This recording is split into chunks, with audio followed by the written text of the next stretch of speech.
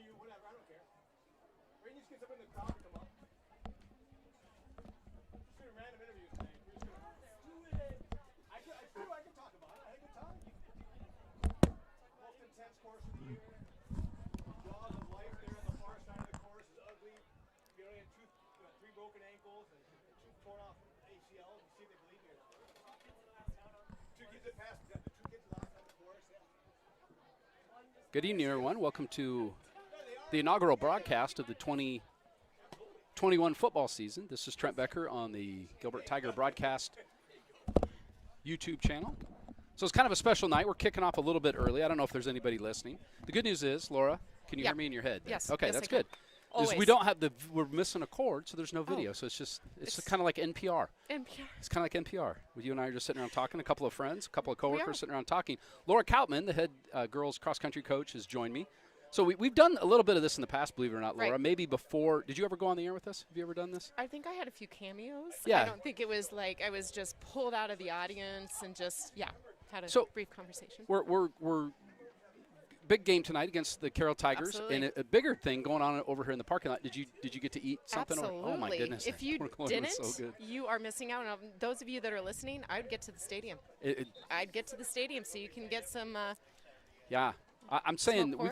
we got a good restaurant here in town, but I'm telling you, you're not going to get cheated over here. For $10, you got cheesy potatoes, you got a hunk of watermelon. That's kind of original. Absolutely. You don't usually see that. No. And that pork loin sandwich was as good as I've ever had. Ever. And I mean, you can tell Agree. I like pork. I eat a lot of pork. So one of the things we're doing here, Laura, we just want to give you a chance to talk about your season a little bit. Kind of sounds like it's off to a pretty good start. I saw that on the internet that Yes. things were going well. Yes. We work like 15 feet apart, but I hadn't had a chance to talk to you today about how that was going. So why don't you just tell us real quick about kind of your season, who you're looking for to contribute there, and then we'll have you just after that talk a little bit about what the Boosters has meant to the cross-country program. Sure, great.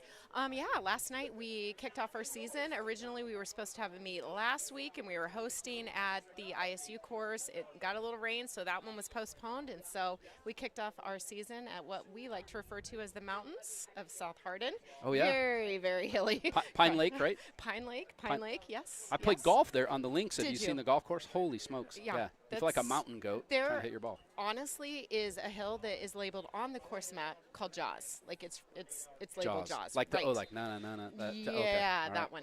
Yeah, so very hilly course, so very challenging. I tell the girls, we start with the hardest course, and man, did the girls run well. Yeah. We finished first as a team. Abby Patel, she was our number 1 last night. So freshman Abby Patel. Leading the charge there. But, the exciting thing about Gilbert Cross Country this year is you had Abby, at the number 1 there, and then you had Mia Kautman, who also a freshman. She was number 2, and Claire Starr was next, and then we had Sophie Vanderpool, and, just a lot of contributors there. Sarah squad. Thatcher, Claire Grand Jeanette. But also exciting is our JV squad finished 1 through 10. We got a perfect score for our JV. Wait, so the top 10 finishers all wore Gilbert Tigers on their jersey? Not only did they wear Gilbert Tigers on their jersey, let me plug the Booster Club quickly. Booster Club purchased new cross-country uniforms for us for the season, and I had more people comment on how awesome those uniforms were. And what an awesome thing. You say to the Booster Club, here's something I would love for our team, and they come through, and anytime I've had a need, they deliver. So uniforms, fantastic. Another thing I was just going to mention quickly, training. Training is really important in the summer and the fall, and especially going into tough courses like this. And we've been fortunate. Booster Club purchased us Garmin watches to help us with our training, help us with our pacing and, mileage, and really appreciative of our Gilbert Booster Club for doing that for our squad. Yeah, they do a fantastic job. The Tigers are always well uniformed, and facilities that they've gone into. Are you kidding me? Middle school baseball, I'm not here to talk about, but we got can. they were just fantastic and had several compliments on them. So look for big things from the girls cross-country team, apparently. Absolutely, big things. Freshman loaded. It is, but freshman loaded with 8 solid seniors that are showing just such fantastic leadership. That's awesome. So, love it. Good job out of you, Yes. and right. a lot of momentum in the Gilbert cross-country programs, both Absolutely. Aaron Thomas and you. I don't know if Yes. Aaron's going to be on with us tonight, but thanks, Laura, for all you you're do, welcome. and we'll see you Monday in the hallway. All right, go Tigers. Tigers. She's going to hand the headset off. If you're just joining us tonight, the Carroll Tigers are in town to take on the Gilbert Tigers. It's Tigers v. Tigers. The game sponsor for tonight is Prairieland Homes here in Ames. We appreciate their sponsorship of tonight's game. And we're just kind of inviting a couple of the coaches to come on. You can go that way. Now, when you fly airplanes on weekends, you don't ever put your headset on? I guess I haven't paid attention to that before. So Stacy Johnson, the volleyball coach, I guess it's kind of, you don't really need to say girls volleyball coach, do you? Because we don't have a boys volleyball team. Trent? Yeah? We had some boys practicing with us this summer in open gym. Nice. And that is legal. Boys can practice. They just can't compete. And Gilbert does have a few boys who go down and play some club volleyball in the winter. So they spent some time with us in the gym this summer. And it's not uncommon anymore. We go to several tournaments, and you'll see a lot of schools bring their guys who are practice players, and they treat as managers during competition. So you probably overheard Laura talking a little bit. A couple things we wanted to give you a chance to plug your program, talk about how the season's going so far, kind of what you look for in your season in the new conference, the Raccoon River Conference, and also to just talk about what the Gilbert Booster Club has meant to the volleyball program. Sure, absolutely. Well, coming off of an amazing season last year, we had a lot of highs last year during all the COVID. Coming back in this year, we saw a lot of changes, a lot of unfamiliar faces on the court, but you know what? The girls are working hard. They all know the shoes that they have to fill, and I think they're working towards that. We've had some tough competition to start. We opened up playing Ankeny, who won state tournament last year in 5A. We played Southeast Polk. We played Des Moines Roosevelt. So we came out of our first tournament 0-4, but playing some really tough competition. I think there were 2 teams out of the 8 that weren't ranked, and we use that as a learning experience and have been working towards growing from there. We had our first home opener last week against Carroll. Didn't quite go the way we wanted, but last night I felt like we finished fairly strong down at the ADM tournament. We knocked off Norwalk, who is ranked. Nevada is ranked right now. We beat them. We ended up losing to Atlantic, who's ranked for the first time in several years. Your hometown. My hometown. So last night was a good learning for us as well, and I think that we're not quite at our potential, but keep growing each day. Yeah, and I think one thing that you kind of alluded to, we saw it in softball, basketball last year. What a tough conference the Raccoon River Conference is in athletics. So nothing against the heart of Iowa. It was a pretty competitive conference in many sports, but boy, I know in baseball, softball, the state tournament, like half the teams in softball were from the Raccoon River. So it's only going to help us in the long run. I truly do think that. Last year we went out and dominated that conference. I still believe that we'll finish in the top half this year in volleyball, but watching my own daughter play over the summer with softball, playing some of those schools, it really helped us in the non-conference games and building the girls' confidence. We might not have won those games, but man, we hung in there with them, and I think that it'll be the same in volleyball. I think we'll see the same in basketball too. It's definitely going to help us in the future and going into the postseason too. Excellent. Well, exciting, Brand. I saw the Rado girl. There was some news on the UNI Twitter. I followed the UNI Twitter and saw her name on there, and you've got kids. How many? Let maybe just mention that. Where do we have college? I know you know one personally, but yeah, where do we have alumni that have went on to play college volleyball? I'm gonna start out by giving a shout out to Alex Miner. She graduated, and good golly, I don't even remember how long ago she graduated, but she went to junior college at Kirkwood and was an All-American there. Went on to play at the University of Missouri St. Louis. Had a stellar career there, and she's now coaching for them, Trent. She's an assistant coach down there. So to have a collegiate coach come out of Gilbert volleyball, I think we're pretty proud and amazed by her talents. Taylor Forth is still playing down at Drury. She's a senior there. Bree Richards at Pitt State. We have Inga at UNI. Thea's at Bucknell. Taylor Grinley's at Eastern Kentucky. Nessa is at Missouri Western State University, and Erin Bathy is over at DMAC. So we have Haley Hadley. Don't want to forget Haley. Haley is down at Indian Hills playing volleyball and doing track. So I saw that. We have quite a few volleyball girls out spreading their wings in that collegiate world. Well, good job out of you and your staff. Thank you. I know that the student manager game really got ramped up this year. I'm elbowing Stacy in the ribs because my daughter Hannah is helping out with the freshmen as a student manager. And Hannah's doing a great job. Loving doing that. I control the mic, so I can talk about my lovely daughter Hannah. So maybe just to wrap up, talk a little bit about what the Gilbert Athletic Boosters has done for the volleyball program. Just a couple of Absolutely. Going into my 11th year, I couldn't ask for a better support system than what they've given. Anything equipment-wise, uniforms, going to camps, transportation, meals, anything that we've asked for, just upgrades throughout the program needs. They've always been there for us. And most recently, I should say, going to state volleyball, they helped provide some of the transportation. They provided meals for us the days that we were there. They helped with some of the send-off. They've gotten us uniforms, equipment, just everything that we can ask for. We try to help them out as much as we can, too. We hold an AAU tournament in the off-season. We have some youth camp stuff coming through. But we're always happy to give back to them in any ways that we can. And just couldn't thank them enough for the support. Yeah, and that's kind of the theme tonight. The Booster Club is kicking off. There's a delicious tailgate. If you're at home listening and you're like, I'm hungry, come out and eat. What a delicious meal. Did you get a chance to dine down there? We did, and I've got the better half out there tasting it himself. He helped cut some of those loins, so he's seeing if probably he on about his fifth correctly. Loin sandwich would be my guess. Mike Johnson will put down that's right. pork loin sandwiches. Well, Stacy, thanks for all you do for our kids here, and get to watch your son. I almost said Mitchell, but I know that it's not Mitchell playing. It's Hank. Mitchell probably wishes he could still be out there playing.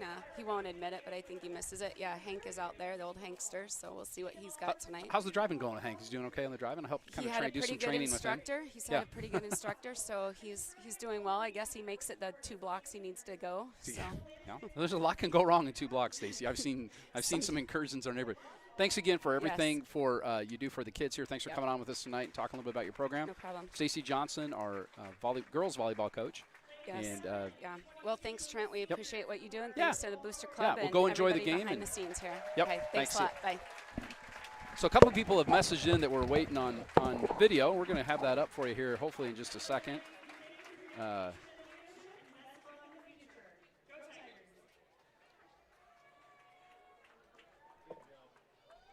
soon as we figure out how to do that, we're going to get you some video going. We got a new videographer tonight. 8th grader Emma Britcher is going to help out on the. I mean, if you want the bios of our football team, they're right there. Hey, good luck up here. Thanks, Jen. So are you able to hear the video or audio? I know Easton Johnson said he's listening in. If there's anybody else that's listening, we know that.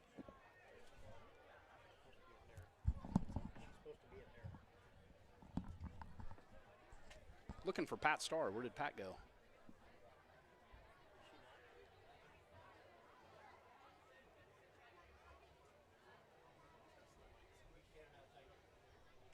Can you grab him real quick? Tell him to come here. I'm looking for Pat Starr. Pat Starr, the PA announcer. Looking for Pat.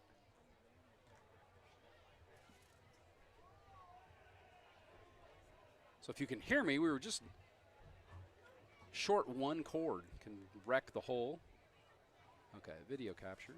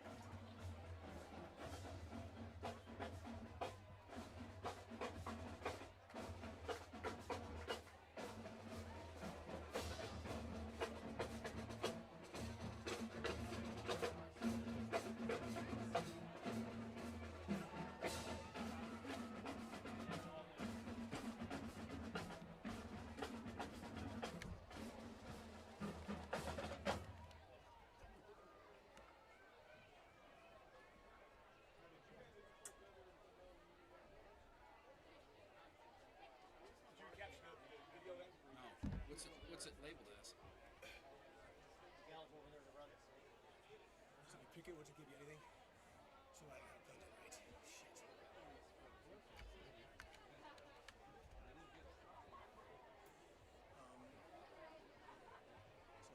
what am I doing wrong? I've got an output, because that should be, the one coming out of the camera should be input, right? Yeah, coming in. Put it out to here, right? Yeah. Yeah, that's. Try a new layer. Just What do you kill mean? that layer. You just kill that layer. Should be just cancel that and delete that shot. And try a new shot there. Does it give you anything else? No, it doesn't. Shit. I got plugged in around then. I don't know how else could you have plugged in? I don't know how.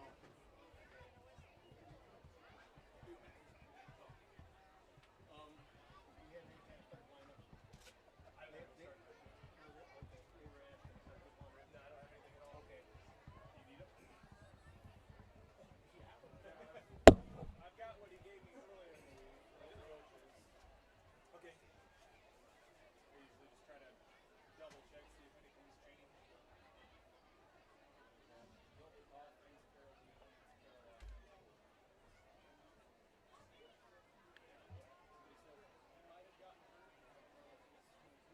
Yeah, but suppose he's playing anyway, okay? Separated his shoulder this week and that's what I'm saying. Yeah. So he's. Do you know what, is there a certain time on the scoreboard you guys do the anthem? You guys know actually? Anywhere from like 8 to 6 2? Sound about right? Or is it 12? Sounds about normal for most games. Well, let me look at my rules here, see if I got them in here.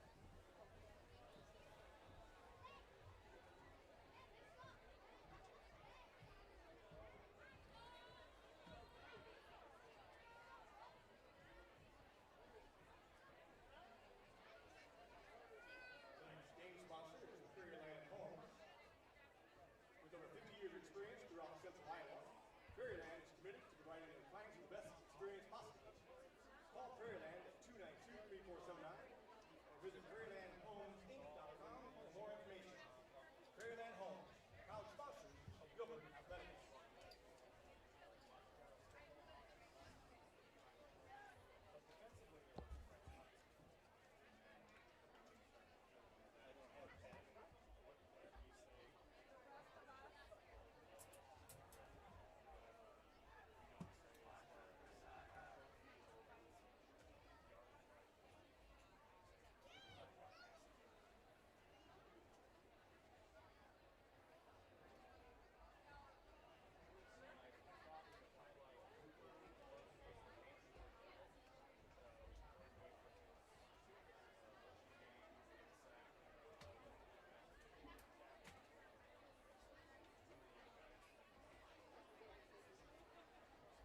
Nothing still, Trent? I hate to bother Troy, but I wonder if I have to. I obviously have just unplugged in. I'm trying to remember what it is that goes. It's got to be something that's coming. It's obviously it's not coming out of the camera into the OBS thing, right? Just give it back to us.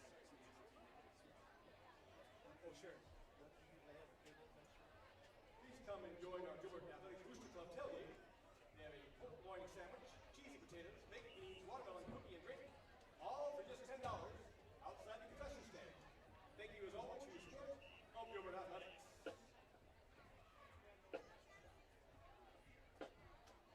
And now, under the field direction of drum majors Audrey Mazarek, Jenna White, and Chloe Burns-Schweingruber, please welcome the 2021 Gilbert High School Tiger Football Varsity Marching Band.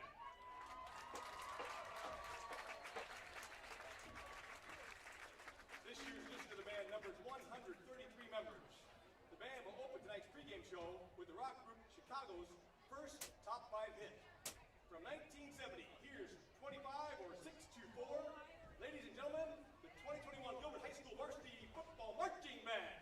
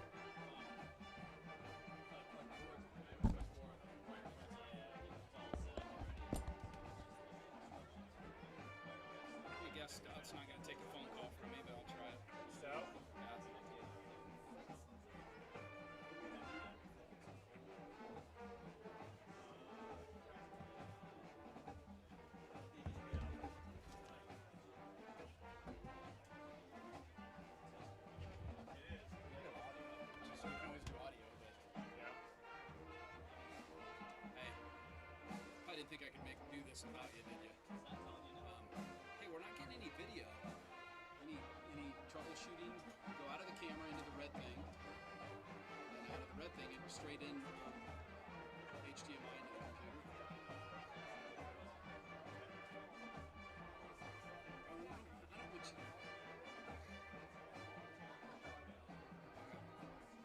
We'll start. We have audio, so we'll start with that.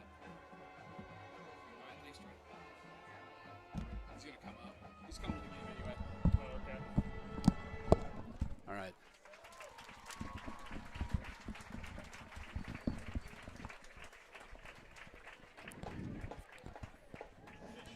Hey, we're back here.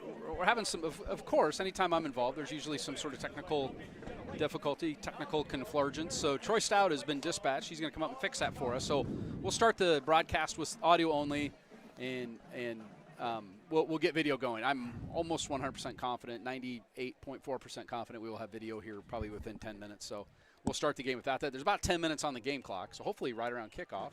I mean, why would we want to get on the air any time before? You missed a couple of very stimulating interviews with Laura Kautman and Stacy Johnson. Oh, nice. Probably going to win me an Emmy of some sort. There you go. So Everett Charleston is joining me in the booth tonight. My name is Trent Becker. If you've listened to broadcasts over the years, you've heard my voice a few times. Everett has been so kind to join me tonight. You helped me with, we've done some other stuff together. Done a little I think bit, we did basketball, I think, one time. And I did some football last year. I think you probably were filling in for me. I'm probably not going to do all the games this year, but we are going to have all the home games on broadcast, and then we will always communicate visiting. When we're the visiting team, away games, we'll have is the baseball team practicing over there, Everett? I see some people walking around on the infield over at the baseball field, the beautiful, spectacular new baseball field right to the south of the football stadium. I have no idea what they're doing. It might be Eldridge over there trying to make sure every piece of grass is exactly where it's supposed to be. Well, I know it's not Easton Johnson over there taking some ground balls because he's listening on the internet. Oh, nice. So Easton is a freshman at Creighton University, pitched for the Gilbert Tigers last summer. So Gilbert Tigers come in after kind of a stinging 41-7 loss to the ADM Tigers last week. Play the Tigers again. We're just going to keep playing all the teams named Tigers. Just makes it easy. You don't have to actually think. Yeah, up on the scoreboard. Oh, they put Carroll. They didn't put Tigers, but we are going to pause. National anthem. I think for the national anthem, so we'll let you listen to that. Byron Tinder and the Gilbert High School Marching Band.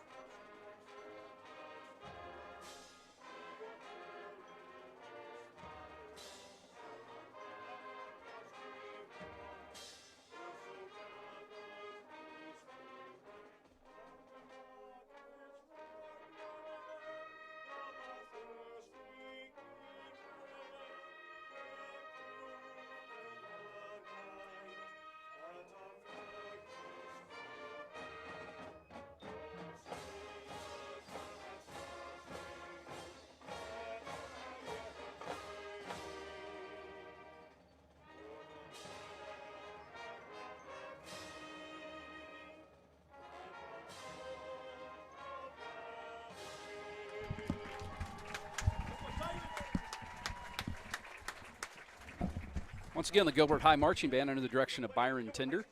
I'd make the case, Everett, one of the best hires Gilbert's ever made. Byron Tinder, fantastic band program. You know, you go on the road and you coach football. You go on the road and you see other towns' marching bands. And I'm not making fun or mocking other towns. No. I'm just saying it's pretty hard to. No, our band's as good as anybody's. That's a fact. And Byron Tinder, I think, is the reason that kind of he just does it the right way. You know, a lot of these kids, if they finish their 4 years here, they're going to lay their horn down, probably never play it again. Hey, why not just make this one of the funnest parts of their high school experience? And I think Byron believes that and teaches it. And well, he took a program over that had very low numbers, and when they built the original high school, they were basing it off the numbers of the program. They literally had to build on to the band room, and they had to split it into two bands because when he started off, he could get a 9 through 12 band in this one room, and now he plays two separate bands in this much, much bigger room.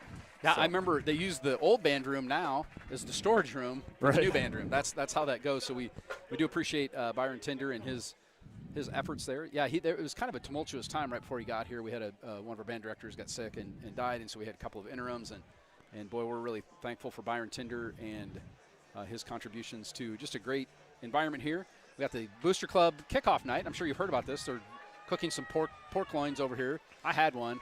They were spectacular. Oh, we should see if someone should sponsor us and bring one up. Bring one up. But we do have some sponsors. We got sponsors. We do have some sponsors for tonight's broadcast. Oh, we did you not? actually. Yeah, Prairie Land Homes. Oh, Prairie Land Homes is a local company here that I think they build houses. they do. I'm not 100% Couple. familiar with them, but we appreciate their sponsorship Couple of of tonight's broadcast.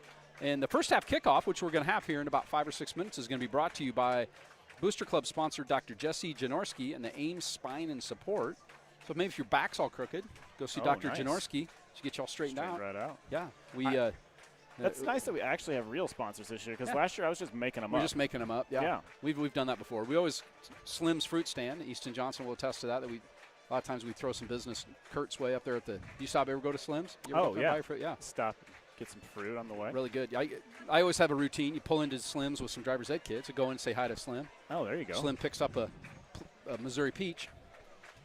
Zips me a fastball. I usually put down the signal for changeup because I'm kind of old and slow. Are you sure it's not that he's chucking at him? You're trying to get you Get out me of to there? leave. No, because he knows I buy a lot of fruit in the summer, but usually I'll talk to Slim and have a Missouri Peach. The Gilbert Tigers are taking the field. There's the Tigers on a motorcycle. That's new. I don't know if the Booster Club ponied up the money, but I wish you could see it on the video. It's got like ape hangers Yeah. and like this wheel way out in front. I don't know motorcycles well It's enough got to the explain chopper it front correctly, but bars. Yeah. And the mascot is driving across the field on the AstroTurf. The Gilbert Tigers have taken the field. That's we do know if you're outstanding. listening in, we don't have video. We're working on that problem. We should have that fixed here hopefully by kickoff in the next 5 minutes or so. So we're really sorry about that. We'll check on that here in a minute. People that can't see, we're going to be in all black tonight. It was supposed to be a blackout. And the sky is actually, it's pretty overcast. Not exactly nice out. I checked the stinking forecast all week, and I didn't see any rain in it the whole week, and then it kind of rained earlier today. I think Pat Starr's over trying to help us. Somebody get something going on film. Yep, Pat Starr's over there wiring. He's got like a welder, probably some sort of tack welder, something like that. Pat Starr working on trying to get us some video, and we're sure sorry about that, folks. We know it's kind of frustrating. We're sitting home and you want to watch the game, and we're fiddling around with knobs and dials trying to get it going. But we'll call the old school. We didn't have video 8 years ago ever. We just like had to radio, and we were mostly just making things up because it was Tim Day and I. We literally between the two of us, like. I'm trying to think of something that's blind. As a bat, we were blind as a bat. Oh, okay.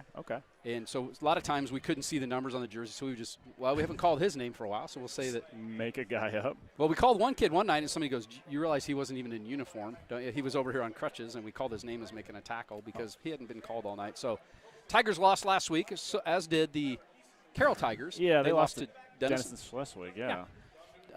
Denison Schleswig from my old conference, the Hawkeye 10 over in western Iowa, and a traditionally pretty decent program. So I think the BC Moore rankings, I kind of usually check that on Fridays before we do the game.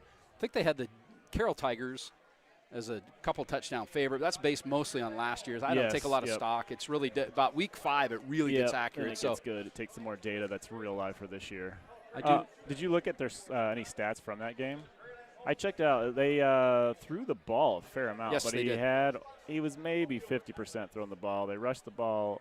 Quarterback like to run the ball a little. They've got a running back that ran it a little bit, but look like they want to be a throwing team. It's a little drizzly out tonight, so we'll see how that works for them. Really low clouds off to the northeast. It rained overnight last night, and then drizzled a little bit this afternoon on the bus ride home. So between 3:30, 4 o'clock, it drizzled a little bit on us. Troy Stout is on the scene to save the day.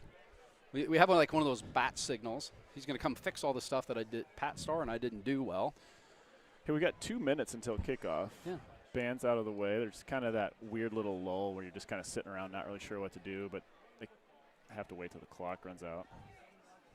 That's it? That was wrong? Oh, no. Troy's got a cord.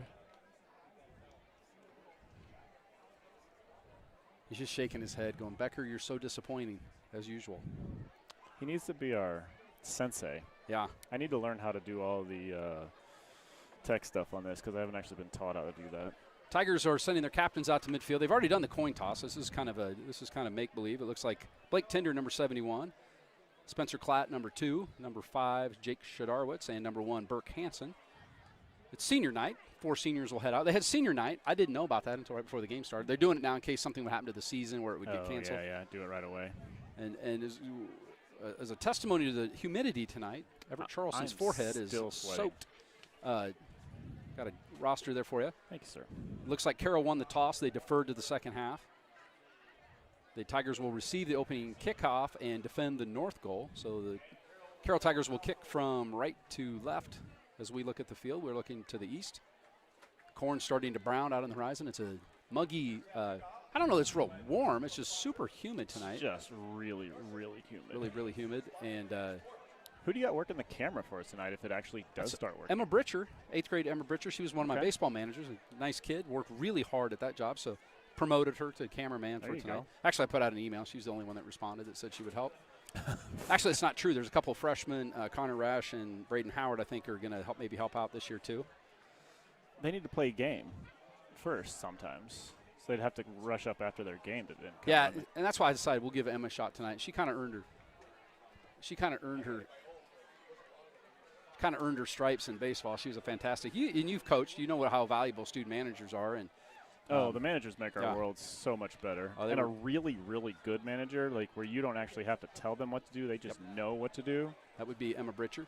That's Like she yeah, takes care of livestock and animals and things. So I think she's probably pretty got a used to that. solid work ethic.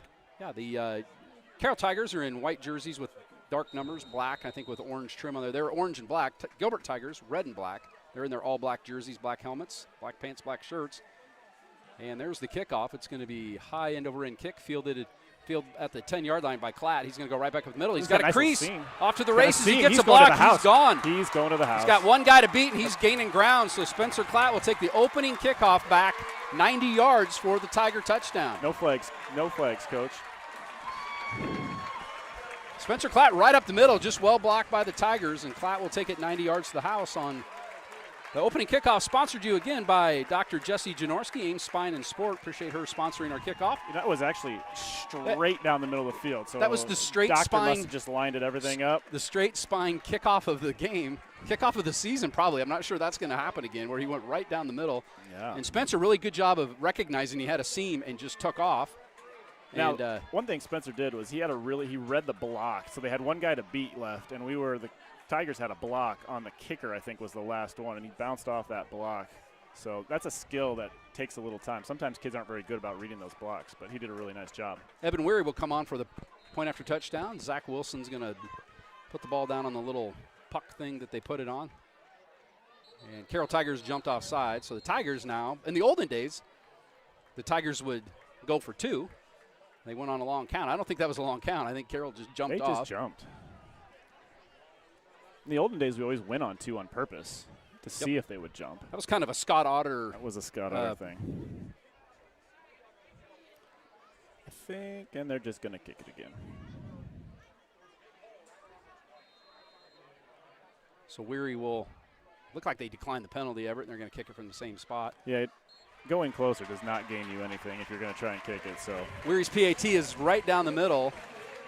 And Tigers lead 7-0, and we're just minutes. Actually, 11 seconds. So Spencer Klatt's 90-yard dash time is 11 seconds. Mine's probably more like 4 minutes, 11 seconds.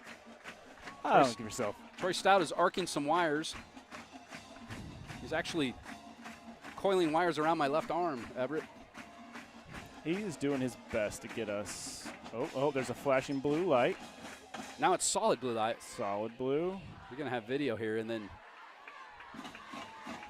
Oh. Now, I've been in situations like this where we've gotten the touchdown right away, and painfully we've kicked off and let them do the same thing back. So let's not do that right now. that would be good. Evan Weary will handle kickoff duties. Try to call a few more other guys' names there, Everett. Maybe if you can see some other fellows on the kickoff team, if you want to call I their got names. to learn some names. I know. Well, they changed the numbers. Kids in class. Ben Peterson's down there, number 47. He's a savage beast. DeBon is down there, number 24. He's one of the gunners. He's a fast kid. He should be able to get, and he's built about like me now, Coach. He's thickened hit up the weight over room. the year. Yes, that's true. Can't remember where he works, but I saw him at work one day, and I was like, holy smokes. Koa McKinney is on kickoff. He's one of our sprinters in track also. Can be fielded about the 10-yard line for the Carroll Tigers. Cuts back against the grain. That's number 3, Nick Dirks. Dirks will take it out to about the 36. Nifty return by the Carroll Tigers. 24 was in there. 81. Who's 81? That's Kikoa again. Kikoa McKinney, one of his dad's one of our bus drivers for the Gilbert School District. Hanging out at the bus barn with him. Delightful fella. We've got Eli Newell, Chief, in there in the middle, playing nose tackle for us. He's a large-framed individual. He's a square man, yes. Owen O'Brien will be on the left end. And then who is playing our right end? Ball, the snap, and the Tiger quarterback, number 1, Ethan Langley, dropped the ball, picked it up with his knee on the turf. By high school rules, it's not like the NFL. You can't get up and run. They like to run him. When I was looking at their stats, he was one of their top rushers. So Hank Johnson's our other defensive end. They're on a 3-man front. They sit in like a 3-4 defense. And then hang 4 defensive backs behind that.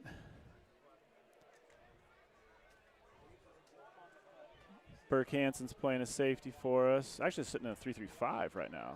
3 linebackers. This will be the give left side to Cooper Ludwig. He's going to be thrown to the turf. Is that Eli Branson in making the tackle? Was it number 12? No. Was it 22?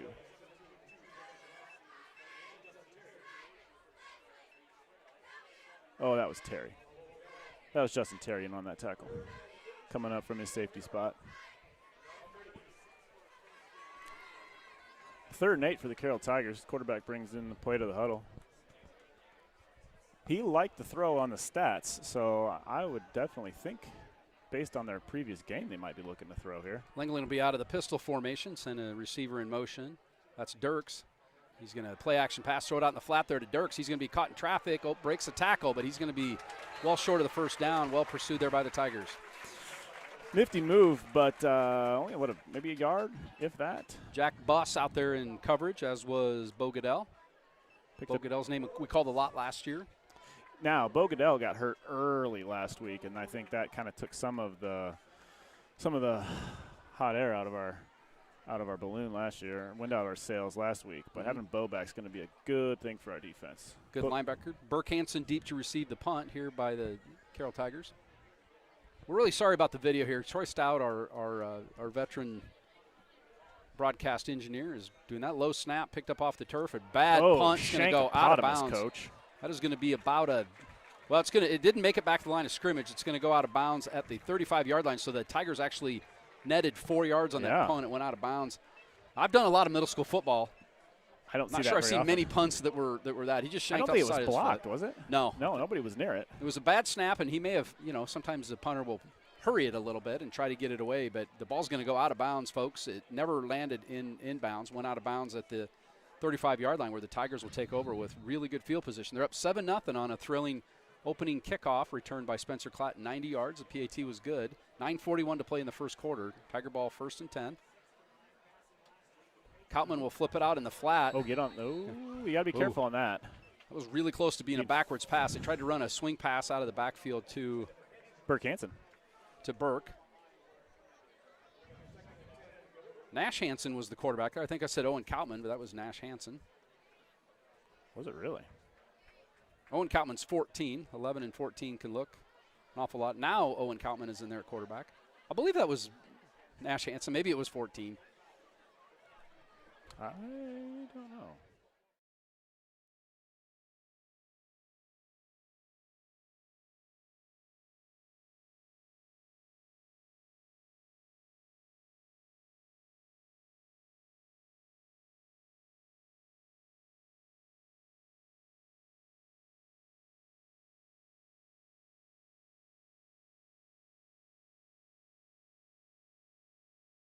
Spencer playing tailback because we lost our starting tailback last week. We've had a lot of injuries. We're also missing Joe Larimore this week. He's walking around in a boot. I think he kind of got rolled up on in practice. 3rd and 4. Looks not 100% sure if that was quarterback turned left, back went right. We have a little broken play there. I thought the chairs had wheels, but they don't. I just about dumped my chair over here. Everett, why don't you just kind of keep calling the action here, and we'll flag. Let's see. We've got a flag. What's going on? I think it was. I didn't see what the flag was. We got a hold on us. It's going to be declined. They're going to give us 4th down. 4th down and about 4. Ball will be at the 29-yard line. 32-yard line. So this is in that weird little no man's land. I mean, it'd be a long field goal, which Evan could hit this, maybe. Got a good leg. I think the Tigers are in a pretty good position here where even if they don't get it, they'll. Yeah, you're not giving up terrible field position by going for this. So hate to kind of whiff on this possession. The Carroll Tigers gave the Gilbert Tigers good possession. Oh, screenplay out of the backfield. Spencer Klatt, he is going to be a yard short. Nice little screenplay. Just had one guy to beat out there. Couldn't shake the tackle. That'll turn the ball over on downs to Carroll. 8:39 in the first quarter, 7-0 Gilbert. Tigers going to take over at about the, what are we at here, about the 27? Yep. Troy getting, Troy, you making this stuff work, baby? He is. No, Troy Stout, maybe? hats off to him. If I had a hat, Troy's I'd take the it man. off. Troy's the only one up here with a hat. Thank you, Troy Stout, for helping out. Easton Johnson reporting we do have both audio and video. Excellent. Thanks, Easton. They have the internet in Omaha, Nebraska, apparently. Do they have running water? So Tigers lead 7-0, 8:39 to play first quarter. Carroll with the ball back. Langley will roll out. He's got a receiver open. Catches it. Nifty catch out there in space was Gus Collison. Gus pulls it in and he's going to get about 12 yards and a first down. Nice toss and catch there from Langley to Collison. We had a little fake jet rollout. Slipped it off to, I think that kid was one of the receivers out in the flats. Nice little pitch and catch. I'm in the no man's land of this thing. I've got to either be on one side of the post or the other side of the post. One of them puts me really nice and close Here, I to can you. scoot You're down fine. this way. No, You're come on, fine. scoot down. Hey, we're all family here. I'm fully vaccinated, Everett. It's true. I am also. Give the right to Dirks. He's going to get around the corner. He's got one guy to beat. He's going to be shoved out of bounds. Justin Terry, the last guy there, and he shoves him out of bounds. Dirks, very speedy, got around that corner, Everett. Hard to catch him. Yeah, that's that jet motion. They faked it the last time. That's the thing that's tough about jet motion. You've got to keep a guy with it, and sometimes they'll lull you to sleep. They'll fake the jet, fake the jet, fake the jet, and then they'll take off and run it. It's a solid play. I enjoy having the jet in an offense. One of my favorite plays is the jet sweep. I always picture the big tackle just coming out and just mowing somebody over on the jet sweep. That kind of makes me – I look at a kid and go, you would be the lead blocker on a jet sweep. So 1st and 10 now, ball's at the 35, 8 minutes to play first quarter. Dirks now to the left side. That's not Dirks. That was Cooper Ludwig. Number 7. Yeah. My eyeballs will turn 53 this year, and sometimes it's kind of hard to see those jersey numbers. These are very spiffy jerseys, black helmets with the white jerseys. The numbers should be pretty easy to read, but he was running so fast, Everett. I didn't see him. He had a nice – yeah, I got to put my better. glasses on so I can see. They were fogging up earlier, so I don't know. It was a nice little run over left tackle. Carroll's coming out with double tight receivers on each side, a single back. Now they ran into a pile of Tigers. Well, yeah, that was Ludwig again. O'Brien had penetrated through, caught him in the backfield, and he's going to lose a yard there and make it 3rd and 3. Owen O'Brien, kind of a tall, slender guy for a defensive end, but good speed and good footwork. As long as we could always keep him healthy. He's always been like, as I was coaching him, like he was a solid kid to have around, and then he would get hurt. And he would get hurt. One of the toughest kids I've actually seen got like his helmet ripped off in the middle of a game, broke his nose in a JV game, and he was just like, I'm good. 3rd down and 3. Gibbs going to be over the left side to Ludwig. He's going to get pulled down from behind, but squirts through, broke a tackle at initial contact. That's going to be enough for first down. Credit Ludwig for a good second effort on that. He was greeted in the backfield by a couple of Tigers. Jack Buss, 45, I think was the first one to get there. Mason Howard also out there on defense, trying to call some more numbers. Hank Johnson, he'll be down on the defensive line. Goodell at linebacker. Yeah, we've got Ante and Howard at corners, right? We've got Terry and Burke at safeties. You've got Spencer Klatt sitting back at a safety. Shadar, at an outside backer. Buss is also there in the middle. Buss is playing our mic. Receiver comes in motion now as they'll give it to him on the end round. Motion again. That's Dirks out there in traffic. He's going to break a tackle, squirt around, and get 8 or 9 yards. Yeah, he's a shifty little guy. We're going to have to deal with that.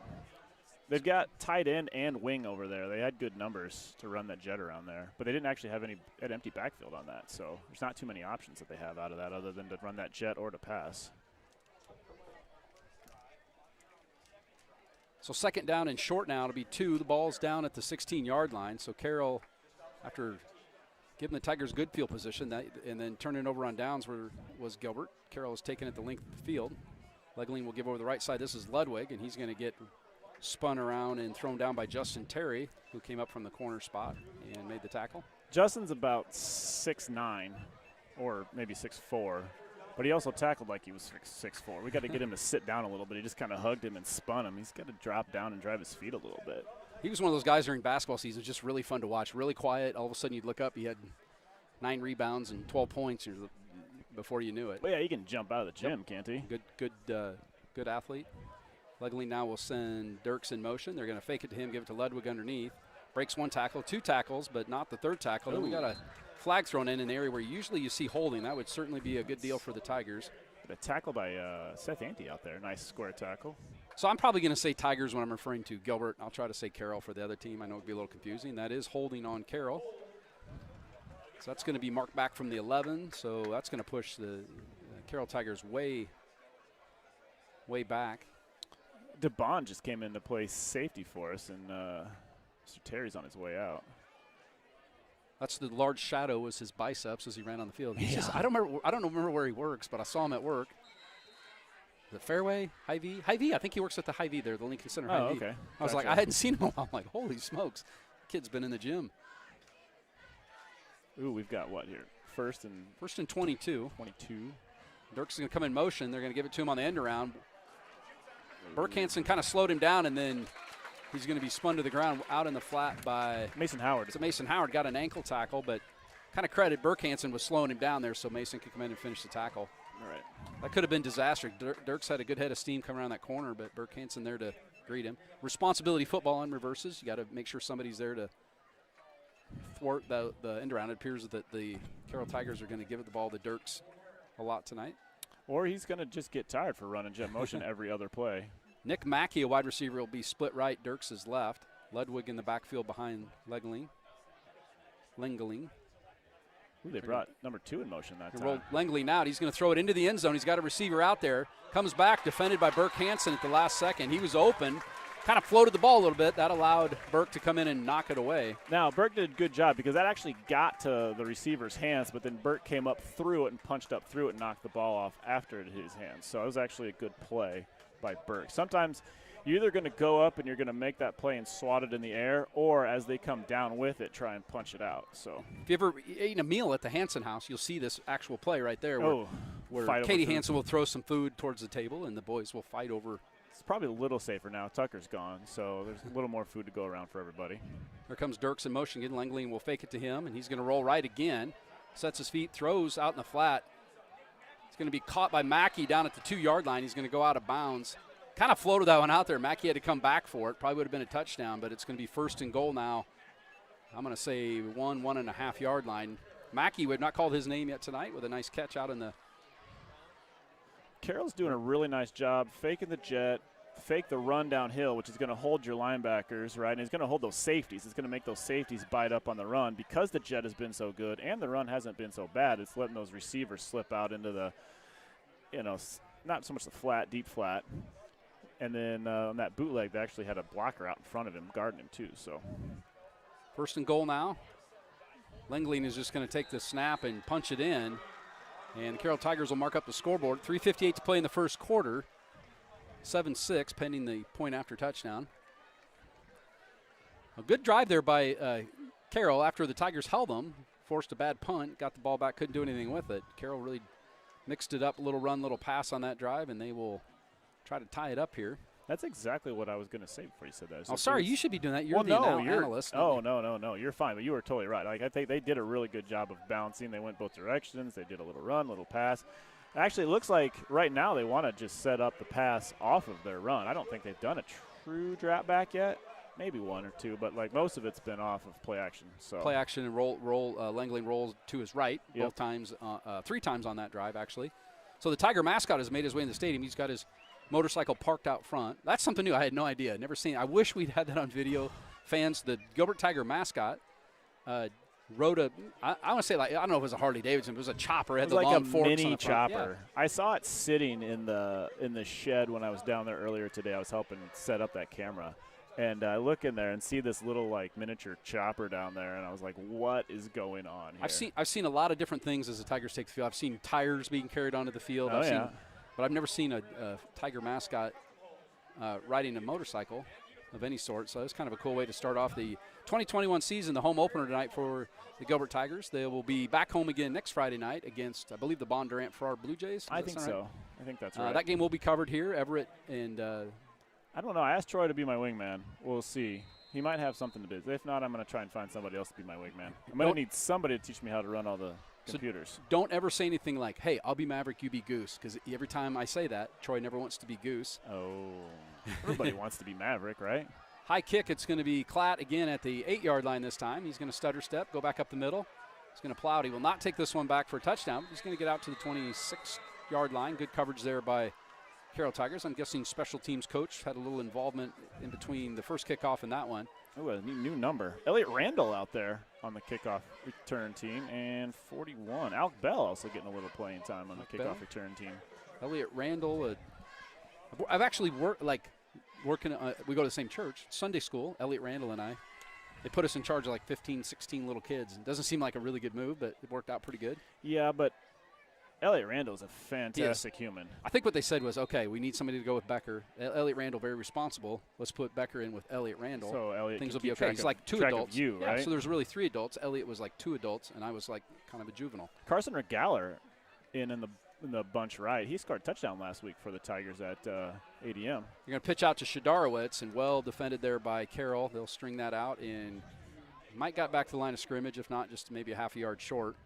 So it was Shadarowitz from Koutman, kind of a shovel pass, chest pass pitch to him. Tigers will go no huddle. They'll bundle 3 wide receivers to the right, 1 to the left. Oh, yeah, they got a nice little Ruba stack formation. To the left. Koutman will throw it out in the flat. He's got a receiver out there hauled in by Carson Regaller at the 30. Tigers going to be looking at a 3rd and 6. 3:15 to play first quarter, 7-7. Tigers took the opening kickoff back. Spencer Klatt with a 90-yard kickoff return. We got Alex Ruba lined up out there. We got a nice, I don't know, what is he, 6'3", 7'16". Yeah, he's a very tall, nice lanky kid. Long arms, catch the ball. 3 wide receivers left, 1 right. Pistol formation. Koutman will drop back and throw it down the field. He's got Ruba goes through his hands. Nice little deep comeback, and actually the route was ran really well. The ball was on the money. We got to make that catch. That was a solid. Alex so excited. He was open and let it slip through his fingers. I did see him eating a big bowl of buttery popcorn right before the game for part of the pregame meal. That may have come back to haunt him on that one. That could be an issue, yes. Yep. So Tigers are going to want to get this punt off quick because they've got Carroll kind of in between subs, and Carroll's going to have to call timeout. They call timeout. Carson Regaller. Yeah. Looks like Shadarowitz is the punter. Nope, not Shadarowitz. That's going to be Weary. I thought it was 5. It's 9. Evan Weary will handles all the kicking duties for the Tigers tonight. So I don't know if Carroll thought we were going to go for it. I certainly wouldn't think that, but we kind of caught them in a substitution and really close to not having all their players off the field. I think they would have had them all off, but Carroll's head coach, Craig Roweter. I feel like there's been a change, maybe. Maybe not. I don't know. He's assisted by Steve Schabel, Eric Nagel, Brian Grooms, Tony Hooper, Cody Wardell. The Tigers are head coached by Graham Lunt, Kyle Van Winkle, Jared Gescheidler. Gish, I saw Ty yelled at him from the press box before the game, old Gish. Jake Hansen, Randy Sneezik, Joel Franzen, Cale Jensen, Steve Loney, who's up here in the booth tonight, Curtis Martinick, Andy Moore, Tracy Ryle, Jeff South, and Cody Sitzma. I'm just going to look and see who else was in the booth tonight. Randy Sneezik in the booth. Kind of a high floaty snap, but Weary booms one. Really, really good punt. Kick. It's going to be caught by Dirks at about the 30. Almost had him. He's going to get around the corner, and Dirks is like shot out of a cannon. Yeah, I'm not sure he's anybody's going to fast. catch him. He has to push one of his own players out of the way. Evan Weary going to get him. He's not, and that's going to be a touchdown. Dirks caught it, was almost caught at where he caught it, goes around the right end and just ran away. Had to shove one of his own players out of the way and takes it all the way back 70 yards for a touchdown. Evan Weary had never played football until last year. Gets a kickoff, and one of the first plays he's ever had to do has to tackle somebody. I believe he took him down with his face mask. Now, he was smart enough not to do this time, but he didn't quite get past the Dirks kid. So Dirks is we mentioned his speed there on that long drive, and boy, he showed it on that punt return. Everett takes it 70 yards for the Carroll touchdown. So 2 special teams scores. That Zach Dirks kid is a senior. I wonder if they're hoping for like some COVID eligibility to maybe try and bring him back for another year. Elijah Lee with perfect on extra points. He's made both of them. He kicked that one through. So Gilbert, after scoring on the first play of the game, now finds themselves down 14-7. Oh, I got to update the score. I'm way behind. What else Thank you. do we got on here? Easton's on there. Jennifer Feeney. Ty German. What's up, Ty? How Cindy we doing, Pizzetti, buddy? Austin, Zane Mueller. Hey, thanks for listening. Sorry for the technical difficulties here. It was an amateur hour per in the press box. I was left in charge and kind of fumbled the video setup. I'm going to take some pictures of how everything's set up before we go. Oh, that's a good idea. Take some pictures of how everything's all set up, so when we set this up again, it should go a little better the second time. We do want to thank Pat Starr, kind of helped me do a little bit of setup tonight. He's doing double duty. He's the public address announcer tonight. Corey and Don Adams on the scoreboard and clock. Dun-dun-dun-dun. I watched the Adams Family this afternoon on the television, and I thought of Don and Corey up here. So 2:31 to play, still in the first quarter. It seems like the first quarter's gone on forever. This will be Elijah Lee. He'll kick off for the 3rd time. High and deep. Clapp will take it near the sideline at about the 5-yard line. He's going to head down the left sideline. He's going to get back out to the 25-yard line, 26, about where the Tigers started their last drive.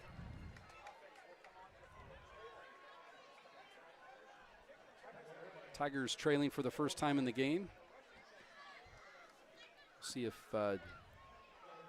junior Owen Kautman started at quarterback. He had Shadarowitz behind him. Receivers Ruba, Regaler. Will Jennings, should be our starting tailback, is down there walking around with a big old brace on his knee. Told me today that he broke his, I think, fibula, which is unfortunate.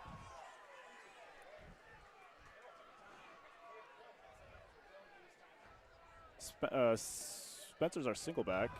Run off the left side, gets around the edge, picks up about 3 or 4. Decent little run for the Tigers. That run was highlighted by Alex Ruba taking out the yard marker pole. I've seen a few of those get snapped during games.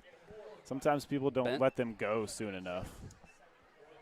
I don't know what they're hoping to hold on for. Like, big pile of players come, just drop it. So he got about 4 yards on first down. Kautman out of the shotgun now. He's got Hansen and Ruba to his right. He's going to roll that way, look to throw. Kautman will now tuck it under. He's going to get run down from behind. Nice play by Tanner Pontow. Throws him to the turf. Owen Kautman's mother, Laura Kautman, our girls' cross-country coach, was up here tonight. Interviewed her. Big sweep by the Tigers last night in their cross-country meet. I think they won the varsity girls and JV girls, right? JV finished 1 through 10, the perfect score. 1 through 10. 1 through 10. Oh, yeah. my. I'm not sure that you could dominate a cross-country meet much better than and that. 2 of their top runners had different reasons, had to get out of the race in the middle of the race, and they still won. Oh, you hadn't heard that story? No, I did not hear that. Yeah, I don't know. That was interesting. All right, 3rd down and 7 now. Kautman will drop straight back. He's going to throw it off the right side. He's got Hansen out there. He's going to catch it, run out of bounds at the 42-yard line. That'll be enough for a Tiger first down. That's that same route they ran earlier that Alex dropped. Burke brought it in. It's really nice timing by Kautman on that. Like, the ball's already in the air, so he throws him open. So the ball is in the air before he even makes his break. So Kautman's going to throw out in the right flat again to Hansen. He's got a kind of wide receiver screen out there. Little jet screen out there. Couple blockers, but Carroll blew that up pretty well. 69 and 66. Jackson Stensland and Hank Johnson out there blocking ahead of Burke Hansen. When that play can go, it's awesome. If you can actually get a couple of linemen that can square up on a little D-back and get in their way, that works really well. But it's tough for those big guys to get squared up on them. I think Hank Johnson likes squaring up on people. Oh, yeah. Yep. That's a true statement. Kautman will get the play from the sideline. 3 wide receivers left, 1 right. Going to throw it out this side to the left. Ruba had it in his hands and then dropped it, and they're going to say that was an incomplete pass. It was a forward pass. And we had numbers out there, too. We had angles and the blockers on the outside. He gets around to the outside. There is a lot of open grass on that play. A lot of open grass. 18.2 left on the clock, Coach. Incomplete pass. The clock will stop. 3rd and 7. Carroll leads Gilbert 14-7. 2 of the 3 touchdowns scored via the special teams. Graham Lunt barking in some signals. He's going to send Ruben Hansen to the far side now. Lets them get set. Double tight in that formation, Give actually. it to Cladd around the left side. He's got a little room to run. He's going to need a stiff arm to ground that corner, and he There we does. go. Breaks a tackle and gets out of bounds.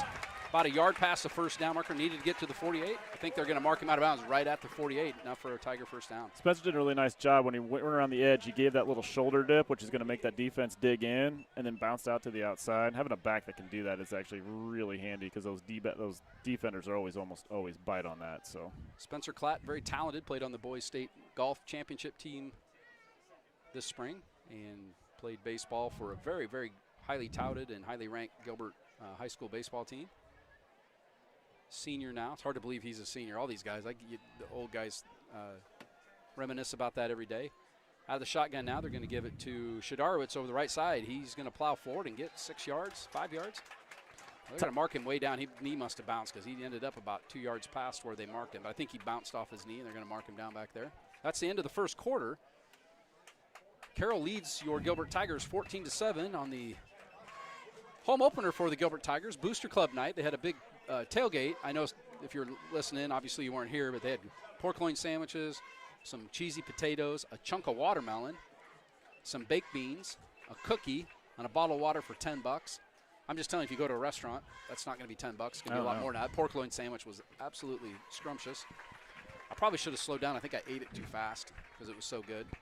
yeah, you're making me hungry now, Coach. We appreciate everything that our Booster Club does for us. Butch Hansen, the Booster Club president this year. I've been in contact with Butch a little bit this week, kind of talking about tonight. Wanted to get some of the coaches on. Speaking of Butch Hansen, Trey Hansen right there is in on the – looks like he's in watching the game. Mount Marty in South Dakota.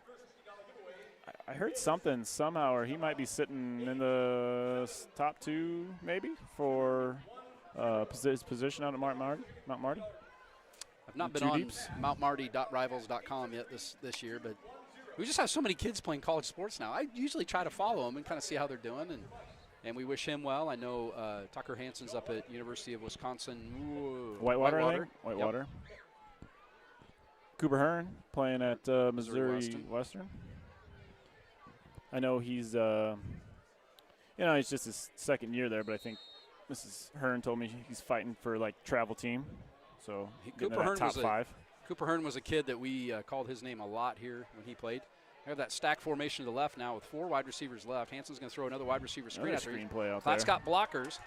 He's going to go down the sideline and get shoved out of bounds the 29-yard line. Good, well blocked out there, well-designed play.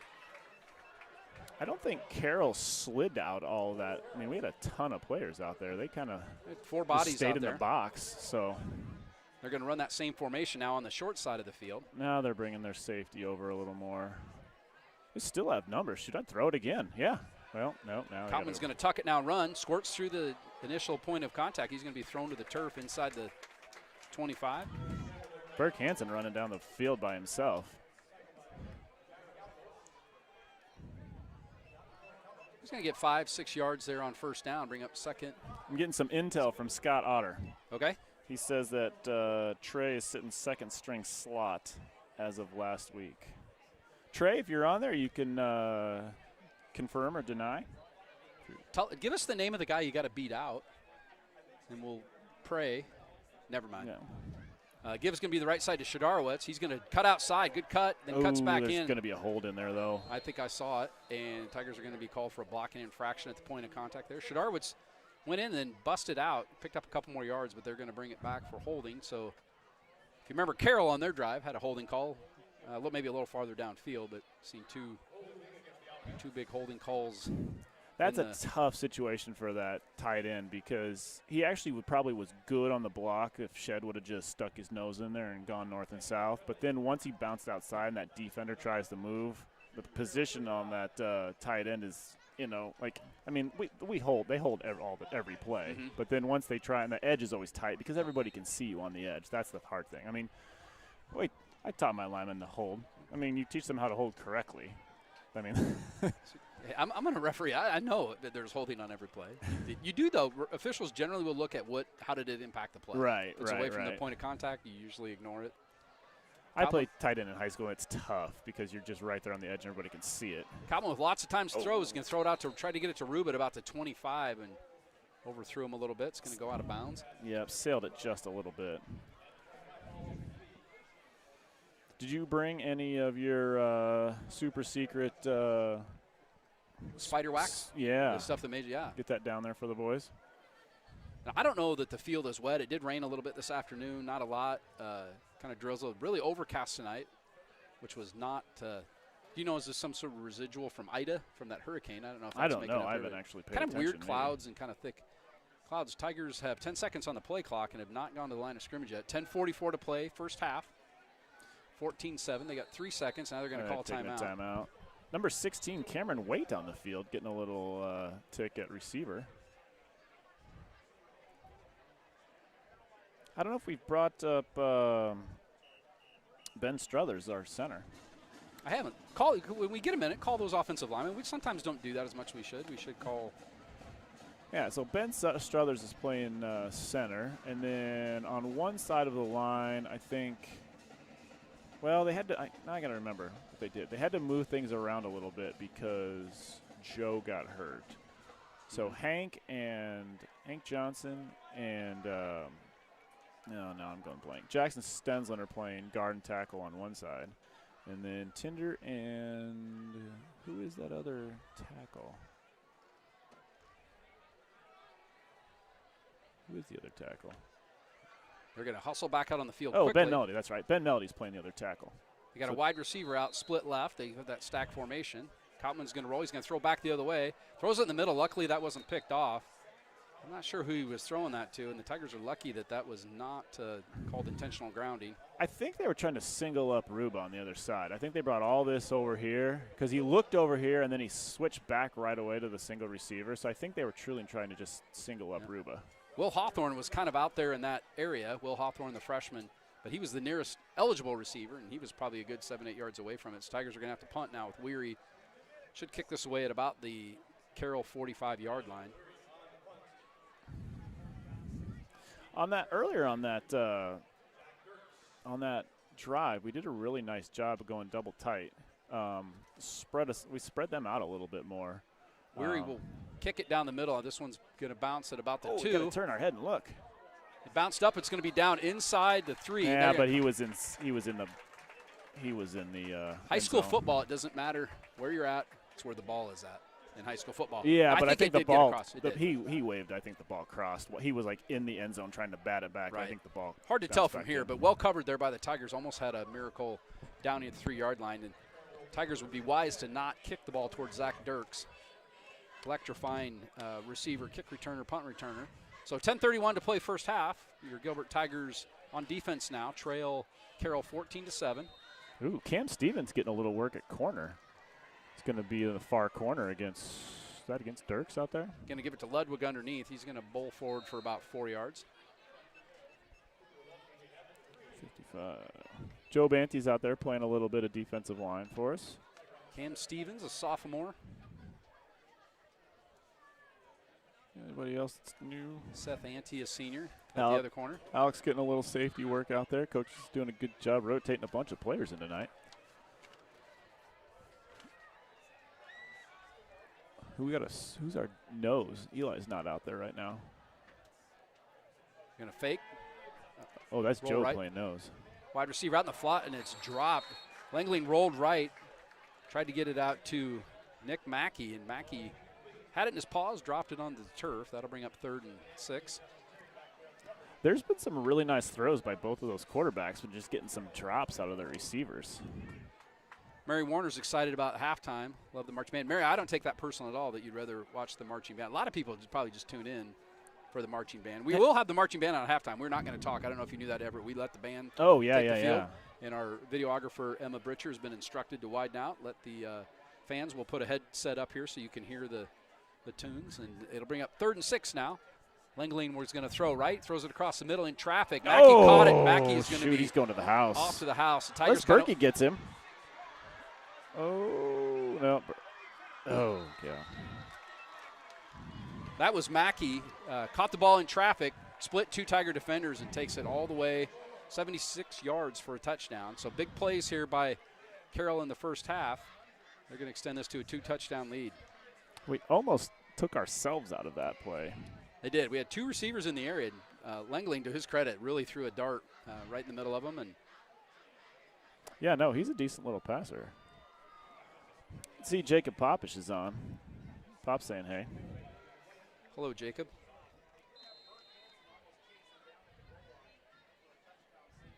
Burke was making up on him, though. Thinking a foot race. Burke's winning that race. Kick up and good. The PAT good by Elijah Lee, senior kicker. 21-7, 9:40 to play in the first half on tonight's game broadcast, sponsored, excuse me, this broadcast sponsored by Prairie Land Homes. Jake Hansen, that's his organization. I don't know if you knew that. Oh, Jake yeah, Hansen, yeah. Prairie Land Homes. I wonder if he builds, if he could build me a house for my wiener dog. Like, could I get a bid on that? Because I got 2 wiener dogs, probably get them both. Maybe a 2-bedroom house for both the wiener dogs. When they're outside, they got a little place to go. Would you go like ranch for them, or would you go split level, or maybe a 2-story? Yeah. They're old wiener dogs, so I don't think climbing stairs would probably stairs be are good for their little doggy knees. So I'll run that by Jake next time I see him. I bet if I asked him, I bet he'd do it. In fact, he'd be one of those guys, he'll hear about this. I'll go out in my backyard someday. There'll be a 2-room wiener dog house in my backyard. Sherry Riddle would actually do a really nice job designing the interior for it. Sherry is familiar with my – did you know, trivia question, Sherry Riddle and I, kindergarten all the way through high school together? I've known her since we were in first grade. I think she moved there in first grade. Okay. One of my oldest, dearest friends in the Gilbert community. It's 9:40 to play in the first half. Tigers trail 21-7. They'll send Klatt and Burke Hansen back to receive. The kick from Elijah Lee. Burke's probably tired. He just sprinted about 70 yards. Knuckleball to Klatt. He'll take it at about the 6-7 yard line. He's going to go around the left side. Going to get spun around, nice breaks job. another tackle. Klatt's just running with some malice and anger tonight. Going to take that all the way out to the 34-yard line. Probably, 26, 27-yard line is where he was first hit. And he's going to get a few more yards. The Tigers will come back on offense now.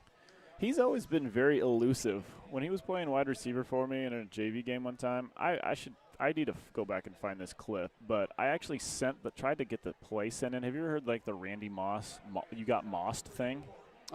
Where like Randy Moss will show clips before games of like guys going up and one-handing them above people. Yeah. He did that in this field in a JV game. It was awesome.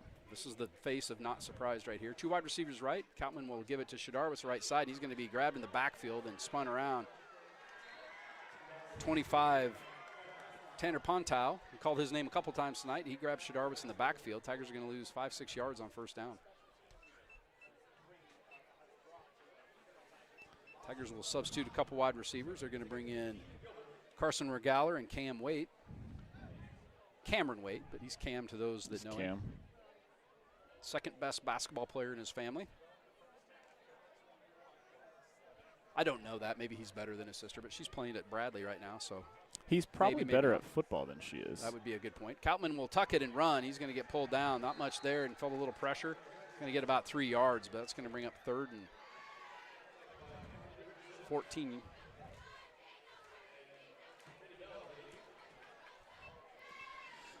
Problem with some of these situations is you've got kind of a hodgepodge offensive line that's not used to working together. They're moving different people, different positions, and it's like that chemistry you build, blocking assignments.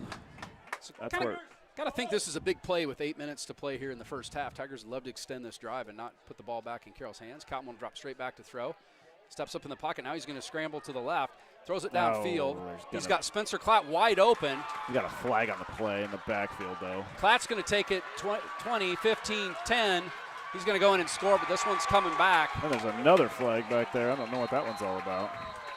2 flags on the play. One is almost certainly holding. The second one would be more of a maybe some extracurricular activity. I was looking down field, so I didn't see what happened. But Yeah, we'll see. such situation like this where that second flag comes out is never good, especially when everybody's taking off like this. Holding on Gilbert. Then also unsportsmanlike conduct on Gilbert. Oh, yeah, somebody must have said something. And unsportsmanlike Oh, conduct. on them. So that's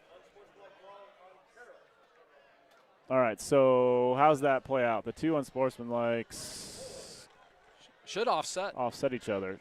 No, all the penalties should offset. Offset. Then you'll. They were both. The key is they were live ball fouls. Yep. This should just be offsetting fouls, which So is really really just- bad for Carroll. Because it's just a mulligan now, right? Yeah, it's going to be third and this. These should offset.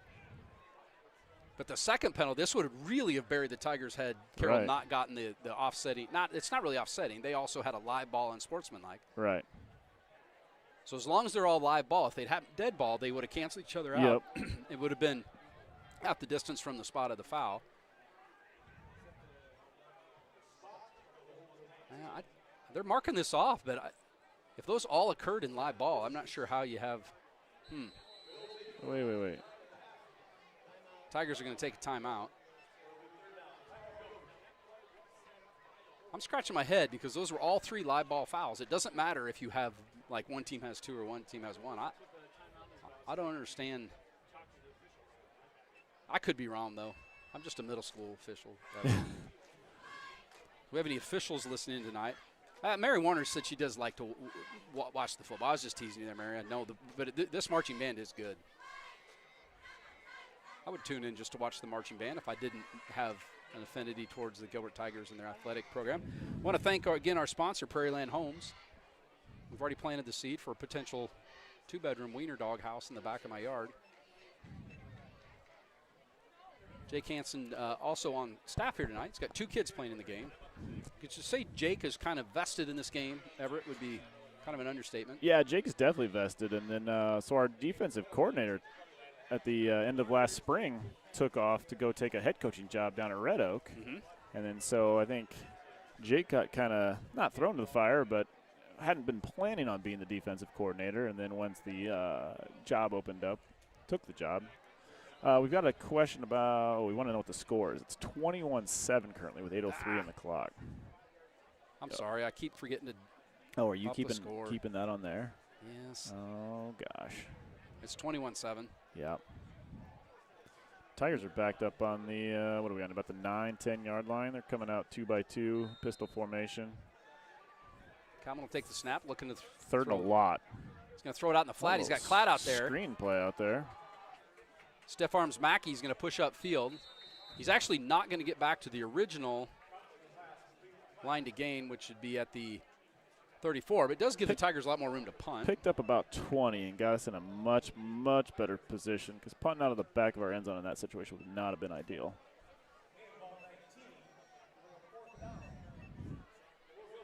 Weary will come in to punt. 7:54 to play first half. So our halftime entertainment will be this. Emma Britcher will widen out, put her camera on the marching band, and we will head to the green room. The green Looks like the Tigers, actually the Carroll Carroll Tigers will take. The Tigers were late running a player on the field. I thought we called timeout. Actually, Carroll called timeout on that. So while they do, let's talk about, I can hear the cheerleaders down there. I always like to mention the cheerleaders. They're under the direction of Jordan Sitzma, Jen McGuire, and Lexi Risdell. That's Alexis Dvorak, Claire Greiner, Darren Kepley, Carly Dolan, Emilia Hostetler, Emmy Host, she goes by Emmy, Jessie Stoker, Julia Bentz, Julia Lewis, Claire Lewis, Olivia Shulka, Reagan McConville, Elizabeth Smith, Sophie Hyde, Tyler Pudens, Jenna White, and Gabby Lampienin. That's a pretty good squad of cheerleaders. Our statisticians, Mike Cruz, Jen Schnormeyer, and Stacy Sneesick. Ball boys, Gage Bruner, Jordan Martinek, Brody Soma, and Cam Zerg. Another good squad. Cheerleaders are coached by Jordan Sitzma, Jen McGuire, and Lexi Risdall.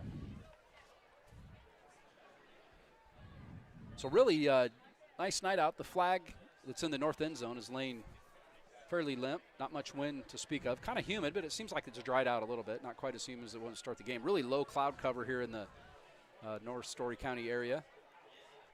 It's been so dang dry, though. It's good to get a little bit of rain.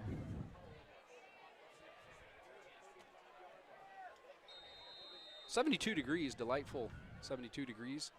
Weary will take the snap. Almost blocked there by Carroll. It's going to bounce at about the 35. He thought for a second that he was going to try and return that, Dirks did, and then made a wise decision not to because he had 0 blockers in front of him and about 4 Tigers. There was actually 6 of them right down there, and Dirks would have, had he caught the punt, would have certainly been smothered under quickly by the Gilbert Tigers. So this drive will start at the 31-yard line with 7:45 to play. A lot of time left here in the first half. I think Mason Griffith down there also ball boying. You can see his mullet. And his mullet casts quite a shadow, that mullet. I think you need to work on the mullet, Coach. I coached him in baseball last summer. When I get a second, I'll tell you a funny Mason Griffin mullet story from the baseball season. Langley will come up under center this time. He's going to turn, give it to the left side. Good defense there by the Tigers. That's Ludwig with the carry, I believe. Ludwig is going to get 2 yards, we'll say. We got Job Ante in on the tackle and Owen O'Brien with a couple coming off the bottom of that pile. So you've got 2 very nose tackles. You got Eli Newell, you got the large filling the holes, but then you've got Job Ante in there who is a strong, short, quick individual. So depending on their center, could be a problem for him. They used to list the dimensions, how tall and how heavy they were. They don't do that anymore on the rosters. Langley up under center. He's going to drop straight back. He's going to throw to the left side. He's got a receiver out there. He's going to go through his hands to the turf. Knocked away by Dubon Ramirez Artavia. Solid contact by Dubon. We'll just call him DRA because that's kind of hard to say. Kind of like when Zari Nunez Geraldo used to play for the Tigers. Right. To say. I just call him Dubon. I don't even worry about the last name. Just go with Dubon. Who we got there at corner now? Cam Stevens still in at corner. The sophomore Cam Stevens on the far side of your screen. 3rd down and 8. Langley will go out of the shotgun this time with Ludwig right behind him. One wide receiver left and right. Langley will drop straight back, throw it down the middle of the field. Knocked away out there by Justin Terry. Well defended. He was draped all over Gus Collison. That's going to bring up 4th down. Good defensive stand there by the Tigers. Yeah, nice job by the Tigers. Stuff the run and well defend on 2 passes. Defense flexes its biceps and we'll send the offense back on the field here. 6:56 to play. Carroll 21, Gilbert 7. Cooper Bell making an appearance here on the punt return team. In our last game, he played a lot of middle linebacker for us. I think that's Burke Hansen deep to receive this. Yeah, Burke's deep to receive. It's going to be a nice spiral. Burke will haul it in at about the 32. He's going to go back up the middle. He'll go left. Finds the sideline, cuts back in, jukes a couple more guys, and end up all the way to the 35-yard line. About 35-yard return for Burke Hansen.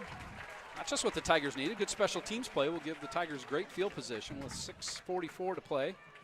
Chance for Owen Kautman and the Tiger offense to try to get this back to a 1-score game. Yeah, still 21-7.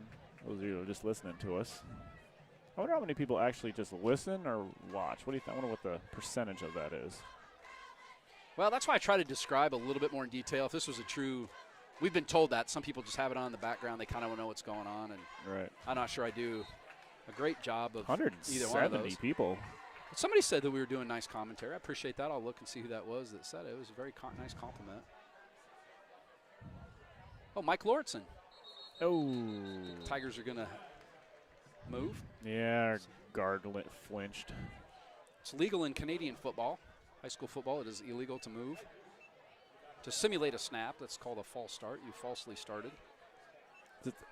Were you serious about that? I don't know anything about Canadian football. Canadian football, there's no, you can be moving around. It's kind of like arena football where you can be moving all over the place. Interesting. That's very confusing to people that don't understand American football is that, where everybody's got to hold really still. Right. So we've still got numbers out here. I want to see Bubble again. Oh, going to go left this time. Throw it to Burke Hansen. He gets right in the face of Nick Mackey, his counterpart. Mackey and Hansen both play offense and defense against another. Mackey, good football player. Picked our 5 yards back up. Hansen, the tall, lanky receiver. I've seen him line up at quarterback, I think, last year a couple times in some weird formations. You'd see him throw it. I think he could probably throw the ball down the field if he need to. Owen Kautman, the junior, has gone the distance at quarterback. He's got Jake Shadarwitz behind him. Klatt will split wide right with Ruba. I think Ruba and I don't know who the other one is. Somebody. He's going to throw it to Hansen. Hansen head up field and let the ball squirt through his paws. That's going to bring up 3rd down and 10. I would have gotten him about 6-7 yards maybe, Coach. Yeah, he might have slipped through that. He took a step before he caught the ball. Oh, that was Carson Regaller that was out there and that trips. Will Hawthorne in to play a little tight end. Will Hawthorne, just a freshman. Very unprecedented in the time I've been here to see freshmen seeing the field, but Will doesn't look like a freshman. He's a large Yeah, man. he's a large human being. Kautman rolls right, sets up to throw, evades a tackle. He's going to throw it again downfield. I think the Tigers are going to get called for a blocking infraction, I believe. The flag is laying at the 40. That's usually in the area of holding. Kautman was thrown to the turf. Kautman did a really nice job of staying tall or staying athletic and evading that tackle and then stepping up. That's a lot of times kids in that point will just freak and then run, right? But he was able to stay in and keep his composure. He did a really nice job there. 6 minutes to play in the first half. Tigers were called for holding on that play. The Carroll Tigers declined the penalty. No man's land right here. I mean, defense did pretty well last play, so I think we just go for it on here.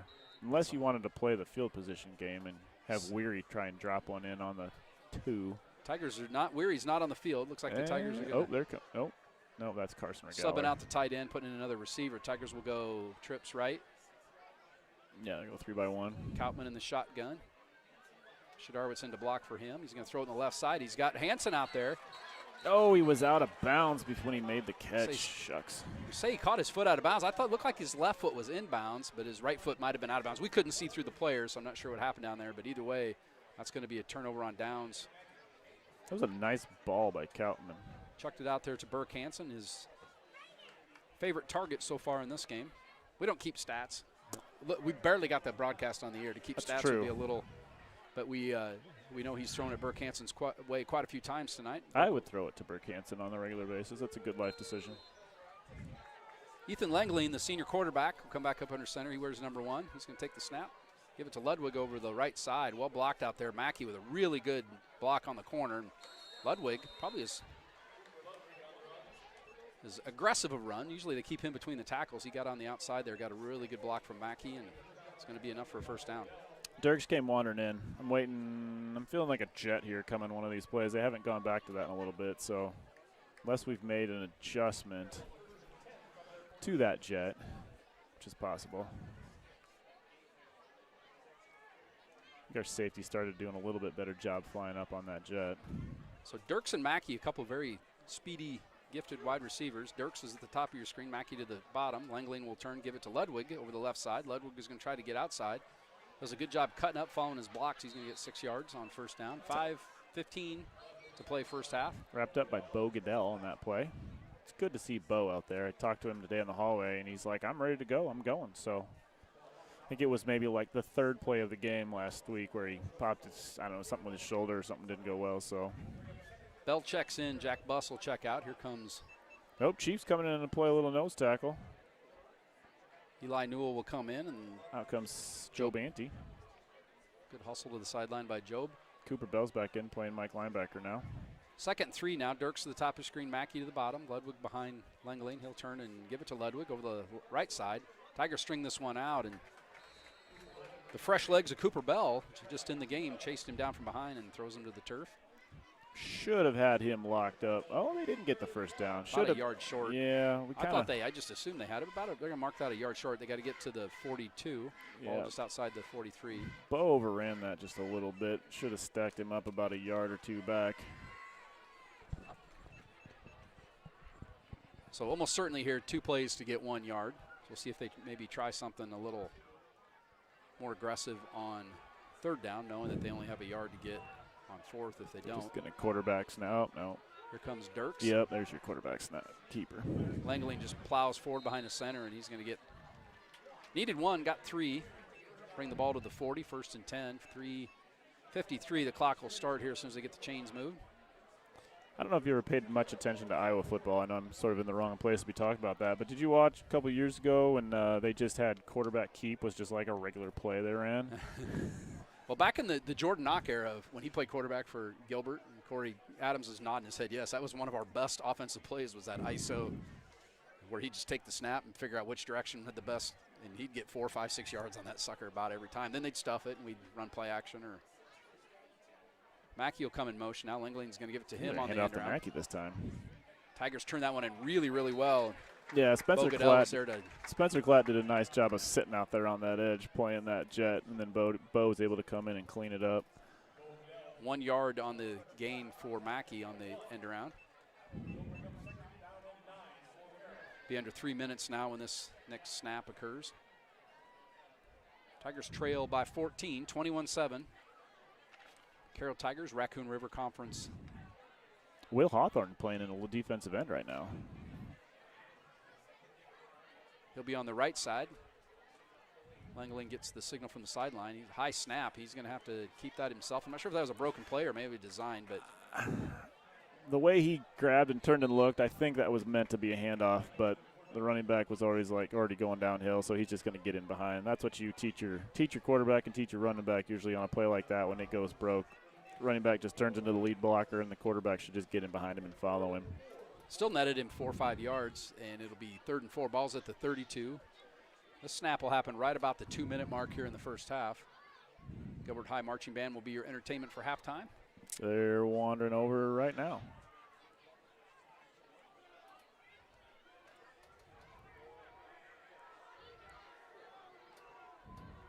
Langley up under center. He'll take the snap. He's going to give it to Ledwig over the left side. Tigers all over it. That is Jake Shadarowitz Solid and blitz. Cooper Bell in pursuit. Shadarowitz gets a tackle. Bell was right there, too. He's going to lose a couple yards. So on 3rd and 4, 4th down now. Well-timed blitz, or sometimes it's hard to tell. Was it a well-timed blitz, or did the defender just read the play and just shoot the gap? So It should be snapped about 1:15 to play in the first half. Looks like Carroll may run this down then, maybe just call timeout. The quarterback Langley's over at the sidelines conferring with his head coach, so they're going to take a timeout, would be my guess. Can't take them with, right? 1:13 would be if the clock runs down to 0. So 1:13 is the clock stop. Clock should be stopped. 1:10 to play in the first half. So 4th down here. I can't imagine. I don't know how good their kicker is. This would be a long field goal. Well, that punting it here would do you much good. I think you probably got to go for it, don't you, Coach? Yeah. Wait, let me text Graham Lunt. Tell him, Coach, go for it. I'm looking for, I don't know. They're probably going to run something. What do we got? 4th and 5. Honestly, they haven't done a bad job just running the ball. Well, but their quarterback's been pretty nice too. So I would say, shoot, I have no idea, Coach. I got nothing. Well, we'll see what Craig Rowater. I know there was a football coach under Jerry Pizzetti at Ankeny, Roger Rowater. Maybe some of our listeners can tell me how Craig Rowater is related to Roger. With that unique of a last name, I got to think they're probably related at some point. Roger was I graduated from Ankeny High School in 1987, and Roger Rowater was. What class was Ankeny in 1987? I think they were 4A. Langley under center here, 4th and 4, long count. He's going to take the snap, and I think somebody started falsely. That's a big break for the Tigers. Instead of 4th and 5, it's going to be 4th and 10, and they call false start on Carroll. Now probably here you do just punt it. Yeah. Even if you kick it out of the back of the end zone, you're going to net 20 yards. Yeah. She got the good pooch punter. Well, I think they're just going to go. I think you just keep this on the ground. You don't throw the – well, I think he's probably just going to run this ball straight forward. He's in shotgun. We could have a pooch punt, one of my favorite plays in the game. See if Langley has any kind of leg. No. Bad See, that's snap. that's the thing where you got to be careful. They're going to throw it deep down the field. Yep. They're going to call. They got a flag drop. I think they're going to flag drop. They're going to call pass interference. Well, there was a very blatant holding call back there. I don't normally say that, but I believe Owen O'Brien's pleading his case. He was taken to the ground. Right. And they're going to have pass interference. It's not an automatic first down. It's a 15-yard penalty. That will be enough for a first down. Well, that's one of those situations as a D-back. You just got to know you're going to get beat. You just take that penalty and like Seth Annie stop was back the touchdown. there. Was that Seth that was in coverage back there? You don't want to give up the touchdown, so at some point the pass interference penalty could have been the best decision. Well, 1 minute to play in the first half, and that'll be enough for a first down with the penalty. I mean, that was really close to being very ugly for Carroll. That's why I was like, with this much time left in your lead, are you conservative? Are you going to go after it? Dirk's in motion. They'll fake it to him. Kind of a late flag. It almost has to be thrown in a false start. I think the receiver on this side took off before the snap. The play had already kind of developed here, and there was a kind of a light whistle from the line judge on our side of the field. That was that little bootleg play where he fakes the jet, fakes the run downhill, and then bootlegs back this way. And both of those receivers run our D-backs into the middle of the field and then work back to the outside. They've had some pretty good got some pretty good plays out of that earlier in the game. Kristen Milliman reporting no relation between Roger and Craig Roeder. Well, since they're both football coaches, Kristen, you can see why I might think that it kind of a unique last name, but it's really neither here nor there now. It's going to be 1st and 15 after the penalty, 57.6. You're going to get something jet out of this. Oh, yep.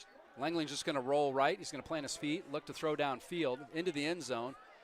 Oh, almost intercepted there by Hanson. That was either going to go out of bounds or Hanson intercepted. The closest receiver was Gus Collison, but he was several steps behind the throw.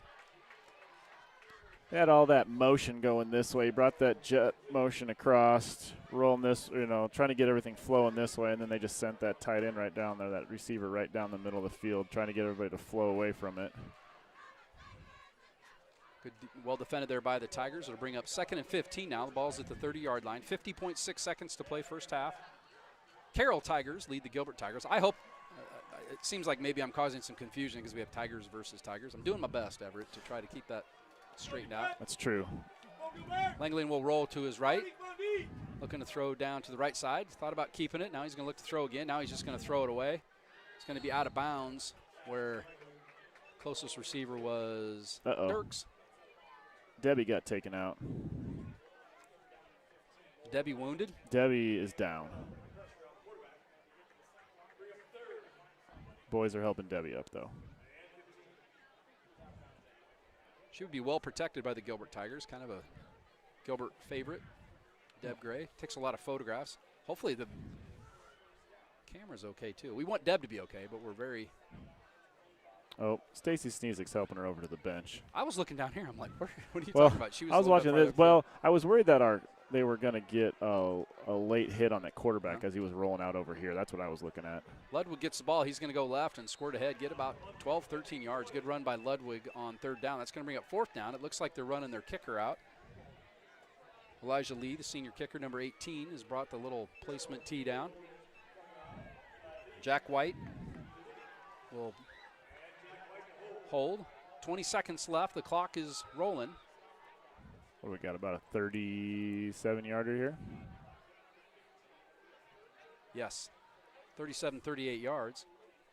Oh, he's going to just let it go down all the way. Kick is not going to be good. I don't know if it was tipped at the line of scrimmage, but it kind of went up and down. I couldn't see if it was tipped, but it never really got airborne. It's going to go out of bounds under the uprights. No good. So the Tigers defense hold. 3 seconds to go in the first half. The Tigers will get the ball back at the... Where do you get the ball at, Coach, in high school football on a... Oh, that's back up to 20. It's a touchback. Yep. So that's really no different than punting the ball out of the back of the end zone. High school rule is a little bit different than college and NFL in that aspect. Causes a lot of confusion, and you don't see a lot of field goal attempts in middle school, but when you do, and that happens, a lot of people are kind of up in arms about where the ball should be. That's right. So even if they kicked a field goal from the 10, you'd still bring it back out to the 20 if they missed it. So the Tigers will get the ball 1st and 10 at the 20. You kneeing this out and heading to the locker room, or are you going to chuck one here? Hook and ladder? Why not? Down 2 scores. They're in safe formation. So Kautman will take a knee, and the Tigers will go in the locker room that way. So Emma Britcher, our videographer tonight. Nice job, Emma, filling in tonight, running the camera, her debut on the camera. We will widen it out, put our headset out here so you can hear the Gilbert High Marching Band under the direction of Byron Tinder. He'll be your halftime entertainment. Thank you again for listening to Gilbert Tiger Football on YouTube, brought to you by Prairie Land Homes of Ames. Minus a couple of long plays. Yeah. Haven't been too bad. My feeling is two pretty evenly matched teams, Right. I think, and just a couple of big plays have kind of doomed the Tigers here. But tip our hat, a couple of speedy receivers really giving the Tigers fits. Long touchdown and a punt return for a touchdown. On that one play, both of our D-backs, I think, ran into each other and basically knocked ourselves off the play. That should have been that's one of those situations. If there was one D-back there, he would have just made the tackle and it would have been done. Probably. But would they have been a both went to 10-yard make gain. the tackle and smacked each other.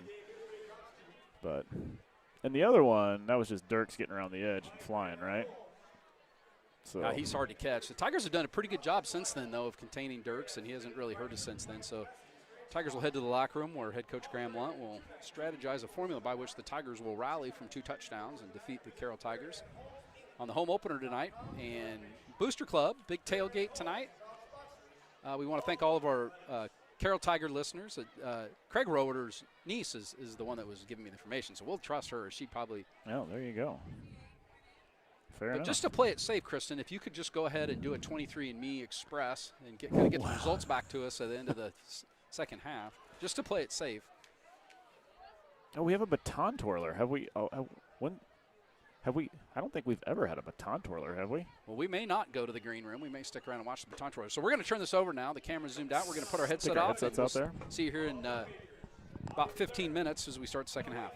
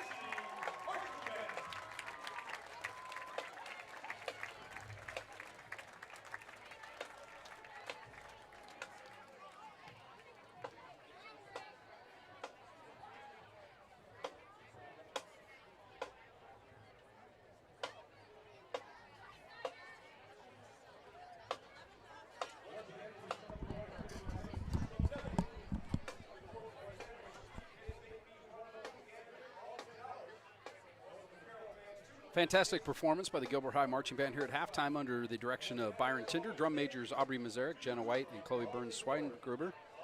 And Julia Lewis on the baton. For those of you that listened and watched Tiger broadcasts in the years back, I don't know that we've ever had a baton twirler. Julia did a really nice job here. Tigers trail 21-7 at half.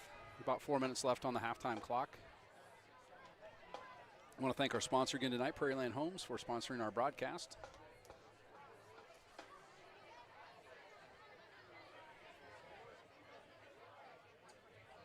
Prairieland Home partners Jake Hansen and Joe Strotman have been building beautiful homes all around Central Iowa. With over 50 years of combined experience and lifelong ties to the industry, they're committed to providing their clients with the best construction experience possible.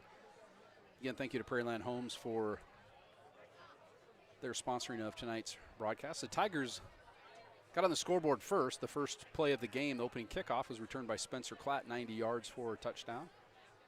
Carroll scored on a 1-yard touchdown run by quarterback Ethan Langley, and then on a punt return by Dirks of 76 yards.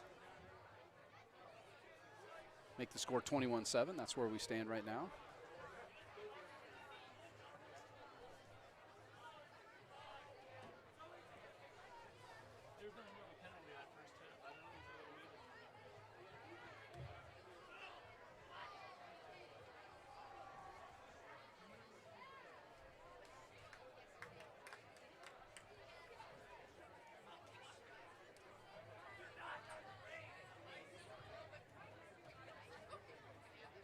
Going to see if we could get any 3A scores, live scores. I'm pulling that up on the Google machine.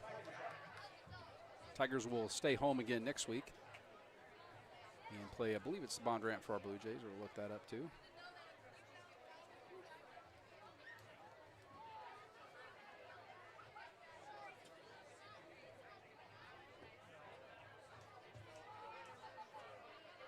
Creston, a team that Gilbert will play later this year, they trail 7-0 at halftime to Winterset. The game is at Winterset.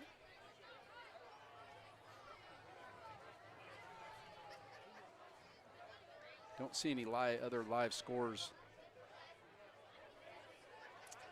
of games of interest that common opponents, things like that. Carroll team will head to Council Bluffs, take on Council Bluffs Thomas Jefferson next Friday night. Your Gilbert Tigers will be home again.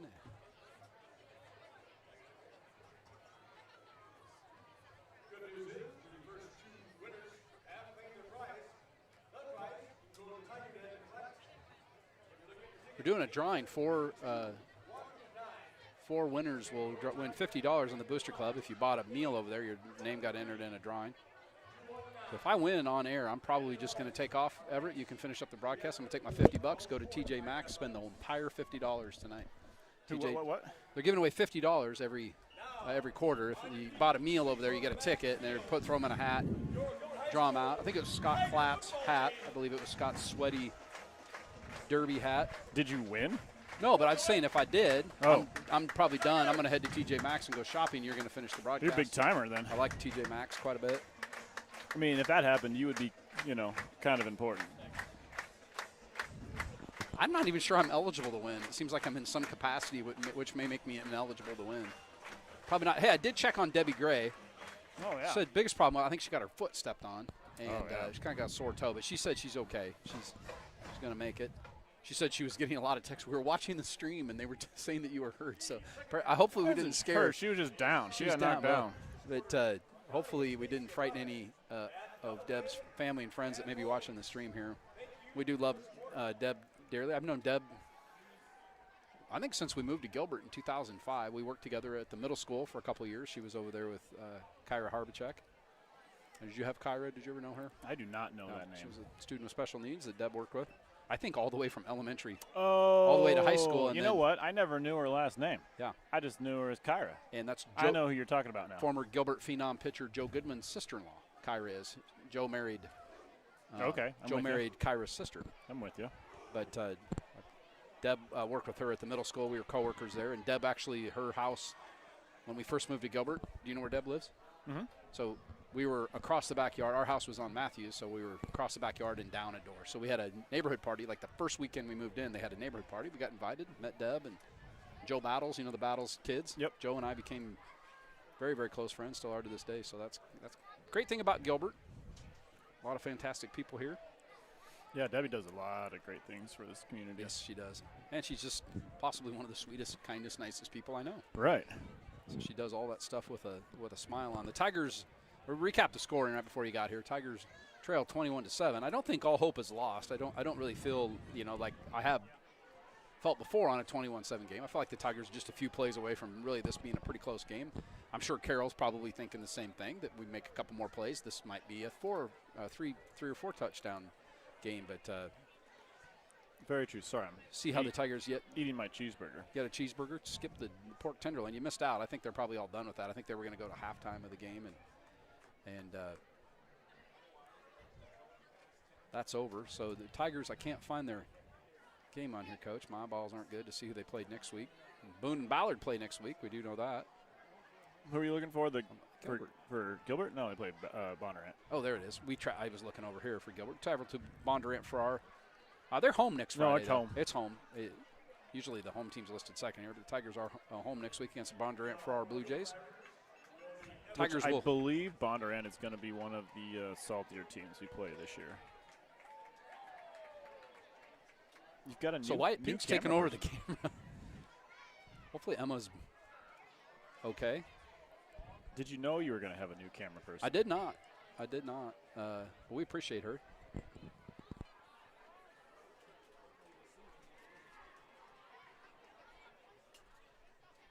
So we want to thank 160 current viewers is what it says on here. That's humbling.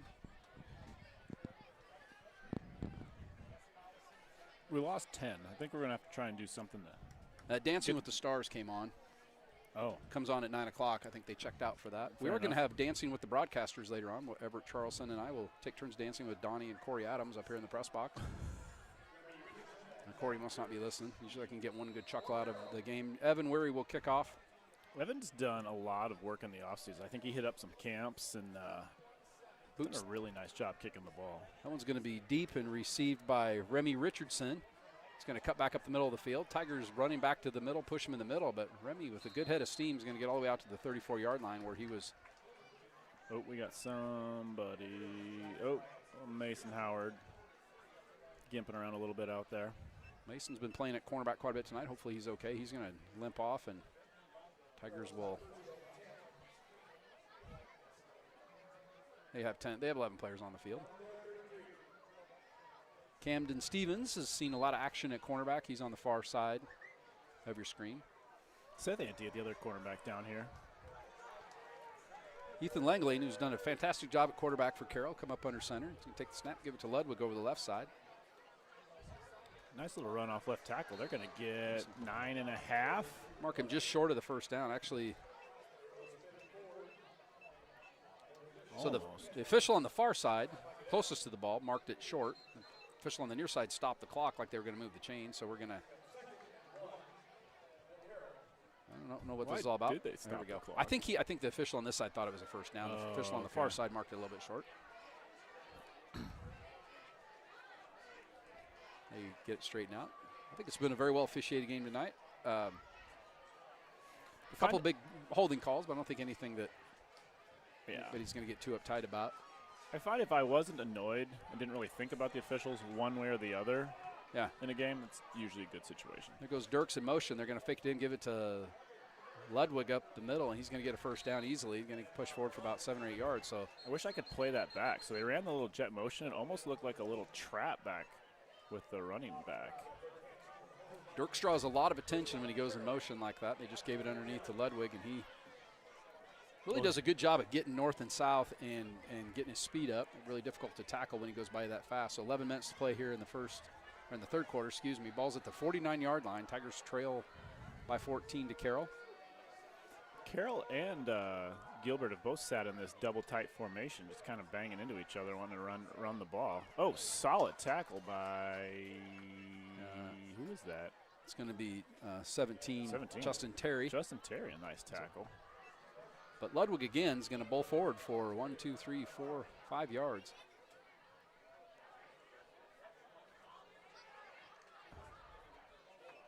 Why they're not getting the ball spotted.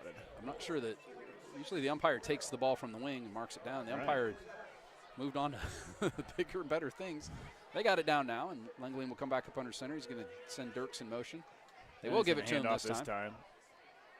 Burke Hansen really did a good job of stringing that out, and Dirks does a good job. Oh, that could be a foul. I knew that was going to happen. Darn it. Yeah. Yeah, when a player kind of stands up and gives himself up like that, even if he's right on the line, you can't hit him like that. And I think that was a reasonable call. We had him stopped, and they're going to get 15 yards, and rightly so. I don't think it was a very reasonable call. Tigers hit late out of bounds. That's going to give Carroll a first down.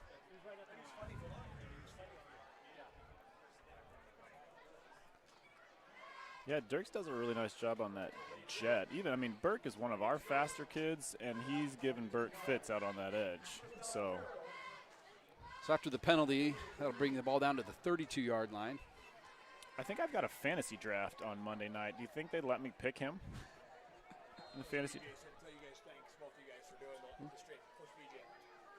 Oh. Ludwig up the middle. He's got some room to run. Cuts back. Runs over a couple of Tigers. He's going to get all the way down to the 20-yard line. Bo put a licking on him. Tigers had him wrapped up, and Bo just cleaned him. Cleaned his clock at the end. So steady diet of Cooper Ludwig, the sophomore tailback for Carroll here in the second half. Mix in one run by Dirks, but Ludwig done most of the heavy lifting here on this drive. I wish I knew what that kid weighs. He's a decent load, give him downhill. They're pretty solid up front. I don't know what their size. I don't have anything listed on sizes, but Carroll is got pretty good size on that O-line. Langley will turn, give it to Ludwig again up the middle. He's going to bowl forward 4, 5, 6 more yards. Tigers just aren't doing a good job of slowing him down there on that first at the line of scrimmage. 9.5 minutes to play in the third quarter. No, he's getting to the second level in all these runs. Not getting any of that first level penetration, getting him stopped. So I think that offensive line from Carroll's just deciding they want to take over. Hey, we bumped up to 174, Coach.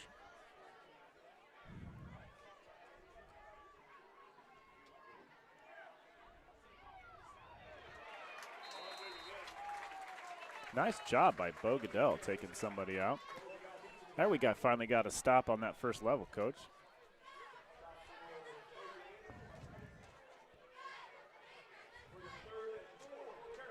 Carroll's going to have 3rd and 4 sitting in the middle of the field. Ball's sitting at about the 14-yard line. 8:35 on the clock. Still 21-7 Carroll. Number 47 running in for the Tigers. Ben Peterson coming in for Bo Goodell. Ben Peterson plays one of those outside linebackers for the Tigers. We got Dirks on the jet motion. Just going to run downhill with Ludwig. Gets contact at about the first down level. Gets another 5-6 yards out of the play. Yeah, Ludwig really running hard here in the second half. Yeah, we've gotten a real good dose of him on this play, or on this drive.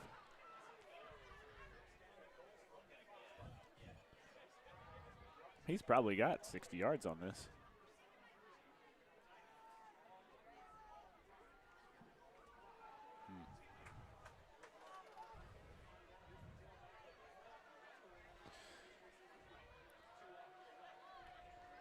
Carroll comes under center. They got a 2-by-2. Going to run downhill with Ludwig again. He's going to get knocked up at about the 3-yard line. Carroll's been taking us in tight. They've been spreading us out wide and pretty much just been running downhill with Ludwig. Pretty effective drive here in the second half. Started at the about 32-yard line and down inside the 2 now for Carroll. I would say Mr. Ludwig's got a vast majority of the yards on this drive.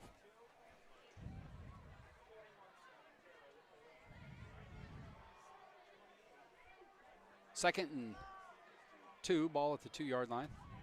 Ludwig's nice job by the Tigers. Who is that? That was Ben Peterson on a nice, must have come on a little blitz, outside linebacker blitz.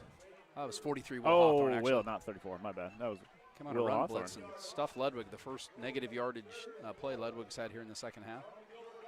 He's going to lose 3 yards on the play. Will Hawthorne, I apologize. Go, Gilbert! Loss of yards on the play. We're going to come 3rd and goal from the 5 for the Tigers, or for the Carroll Tigers. Going to line up ace formation, double tight, 2 receivers, single back, quarterback under center. Hand off to Ludwig off the right end. He's going to get stretched out. Nice job by the Tigers stretching him out. Stopped by number 24, Devon Rivera's. Devon and his biceps stopping the play. It's really the big story of the game is DeBon's biceps and that tackle. Devon's actually got some new ink on his forearm. Good defensive stand there. They had the ball at the 2-yard line. 2 straight negative yardage plays by the Tigers.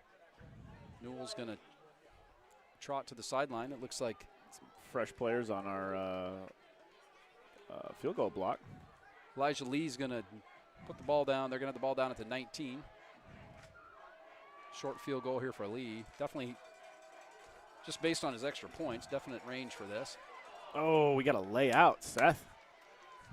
That ball was hit high and through the uprights. Almost blocked by Seth Ante. Seth was coming hard. Seth's not there. Seth, that's one of those things. Seth's got to lay out where the ball is going to be. I mean, he ran through the spot, but if he jumps to the spot, he might get his hands together. He might have a chance to block that. That happens to me a lot in sports. Over pursue. Oh, okay. No. Okay. I thought you were going to say always a step late. Forgot to mention the second half kickoff was sponsored by Booster supporters Donnie and Stacey O'Brien at Dublin Bay and Wallabies. Ooh, a couple of fantastic places to go. What's your favorite thing to eat at Dublin Bay? Bangers and mash. Bangers and mash. I like the O'Brien stew. I haven't had that. I haven't eaten there in quite a while. Oh. I've been a couple years. My wife and I like to go to Wallabies. Yep. It's a fine dining experience there. We appreciate. Donnie talked to him a little bit. He was sitting at our table, right near our table where we were eating at the tailgate tonight. And like his son Owen's playing in the game tonight, number 4. Yep. We like to walk down and then just sit on the patio at Wallabies. Keep track of all the bad driving going up and down Stang. That's a true statement, yeah, actually. I wasn't. Yeah, I've joked a lot tonight. That actually was something I was very sincere about.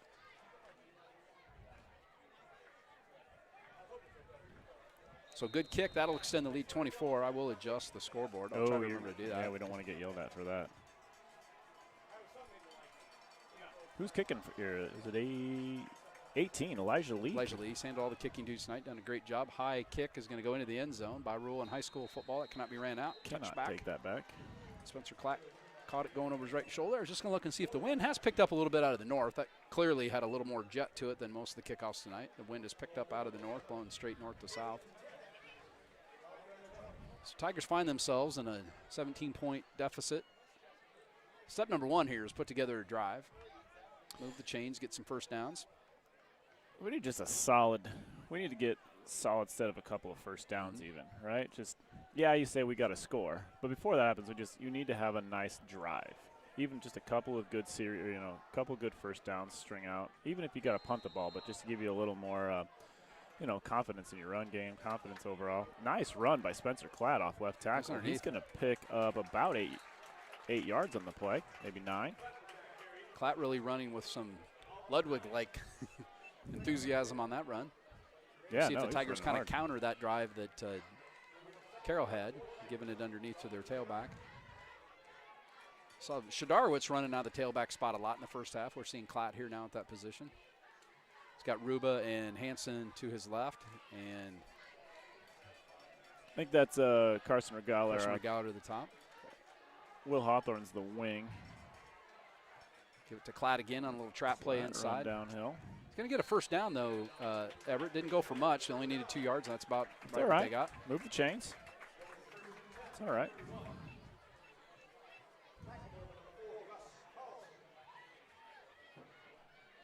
So 4:45 to play in the third quarter. Tigers trail 24-7. Have the ball on their own 31-yard line. After the touchback, they've moved the chains. First down on this drive. Coutman looking over at the sidelines. Graham Lunn is doing some gesticulations. He throws it out to Burke Hansen. Burke. He did that exact same thing earlier in the game. had the ball, started heading upfield, and forgot to bring the ball with him, and falls to the turf incomplete, brings up 2nd and 10. I would have probably gotten him at least 4 yards, maybe a little bit more. It looked like Hansen had he's going to take his gloves off. No, I mean, oh, man, did the exact same thing earlier. So I get some of that super secret stickum you were talking about earlier. Spider wax. 2 receivers left, 1 receiver right with a wing. Run right downhill, running into a big man in the middle of the Carroll defense. That's number 64. Nolan Moore with a really nice tackle on Klatt. Nolan Moore's a senior. Lost 3 yards on the play. 3rd and 13 for Gilbert, 4:03 on the clock. Still 24-7 for the Carroll Tigers. Cam Waite coming in to play a little offense. We're going to go a little 4-receiver set. Will Hawthorne coming out. Looks like Coach Lunt wants to spread out a little bit. Going to be 3 receivers to the right, 1 to the left. Burke's singled up down here. I might like throw to Burke down here. He's got a short receiver. You've got open field. That's where, oh, yep, throw to that. That's exactly where they're going to. When they went 3-by-1, got a sack on, quarterback got sacked and all that. I was looking at the receivers. But they had 3 to the one side. They had 1 to the left over here, plus the safety was over on the trips. Burke was going to run that post right into the middle of the field. That's what I was looking at, and then I didn't even see it. Quarterback got sacked for about a loss of, what did we lose there, Coach? About 6, maybe? It's going to bring up about 4th and 21. I'll bring on Evan Weary to punt it away.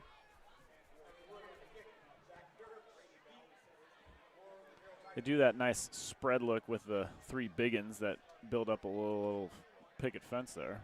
Wobbly punt by Weary. He's going to bounce at midfield and take a really good bounce. Oh, Dirks is going to pick it up on the bounce, and off he goes. I don't know if anybody's going to get him. He has a wall, too. Hank Johnson. It's going to be a block in the back at the 20.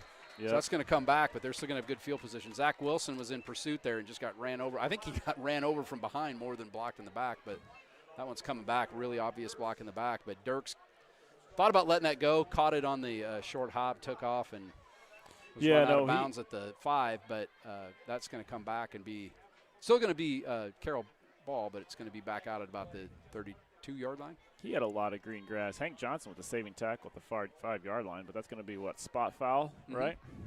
Extra. Yep. So it's at the let's see, the 23. That'll be back out to the 33-yard line. Carroll ball after the long punt return. Still pretty good field position. Oh, yeah. Tricky thing about that football is you can make that bounce. You never quite know what kind of a hop it's going to make coming off the ground like that, but Dirks is a solid athlete. Picking up balls like that off the ground is one of those things. It takes, you just have to see a lot of them. It takes confidence to do that. It takes a bunch of punts in the air and getting used to that. Dirk's just a very exciting player. This one's going to be given under Ludwig. Oh, met by Hawthorne in the backfield, but Ludwig's going to squirt through and get 6-7 yards. Will Hawthorne had knifed through and slowed Ludwig up, but Ludwig was kind of running. Ooh, Will was just about a step too late on there. We got a Tiger down. Who do we got there? Some sort of cramping issue. It looks like a couple of the Carroll Tigers are helping out with the Gilbert. Was it the Gilbert Tiger that's down, right? Gilbert Tiger on helped the turf. By a Carroll Tiger. Probably from the same pride. Those Tigers, they help each other out. That's the best I could do. Same genus and species. Yes. Yeah, we don't know who it is down on the ground. It doesn't appear to be anything serious. Looks like a leg cramp they're doing with the deal where they grab the foot, pull it down. Cramp. Yeah, it's got that cramp look. I'm guessing this young man down here is maybe going for the pickle juice, maybe not. Cooper Bell has been cramped up a little bit. Now he's jogging off the field. Often during broadcast, I will cramp up. Oh, yeah. And pickle juice is the remedy I'll use. Glad Cooper Bell's okay. He's going to go over and get stretched out. Even though they get that sucker stretched out, they still don't feel right for a while. Get the Charlie horse. So 2:30 to go in the third quarter. Carroll leads Gilbert 24-7. The ball's at the 26-yard line, 2nd and 3 for the Carroll Tigers.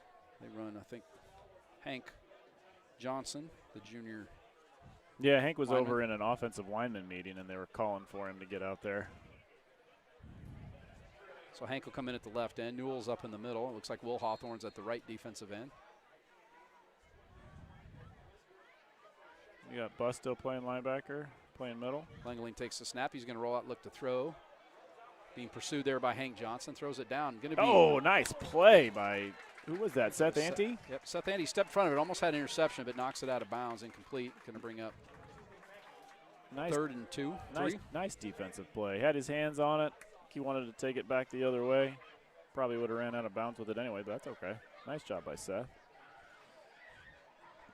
Ben Peterson coming in, get a little play, linebacker. Jack Buss still in at linebacker. Who else do we got out there? Burke's playing a little safety still. Terry's still in at safety. Ace formation out of the gun, out of the pistol for Carroll. Fake the quarterback run, or fake the run, and the quarterback takes off. Picks up, maybe a yard, 2. It's going to be about 4th and 1.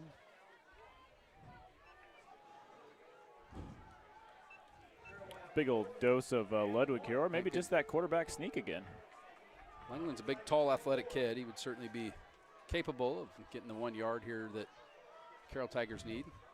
Not in a real big hurry to run up the line of scrimmage. They're waiting for the play to come in. Langley was over at the sidelines gathering information from the coaching staff on what play they want to run here. Yeah, Carroll's in a point where they can just kind of run as much clock. 1.5 to play here in the 3rd quarter. Langley up under center. Send Dirks in motion. They're going to give it to him. Give off the jet. That's we had him out there Dirks too. Gets around the corner. He's going to get the 1st down and all the way inside the 10. Boy, they had him in the backfield. He's just a really gifted athlete to be able to accelerate around the Tiger pursuit. Going to get down inside the 10. It'll be 1st and goal at the 9.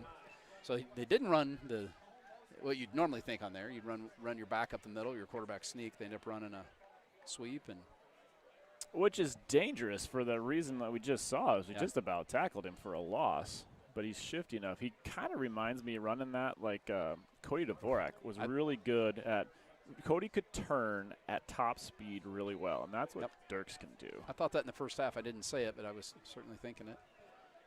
Ball's on the 9 now. Langley, I believe there was a somebody start. cheated. Bell coming in to play a little safety.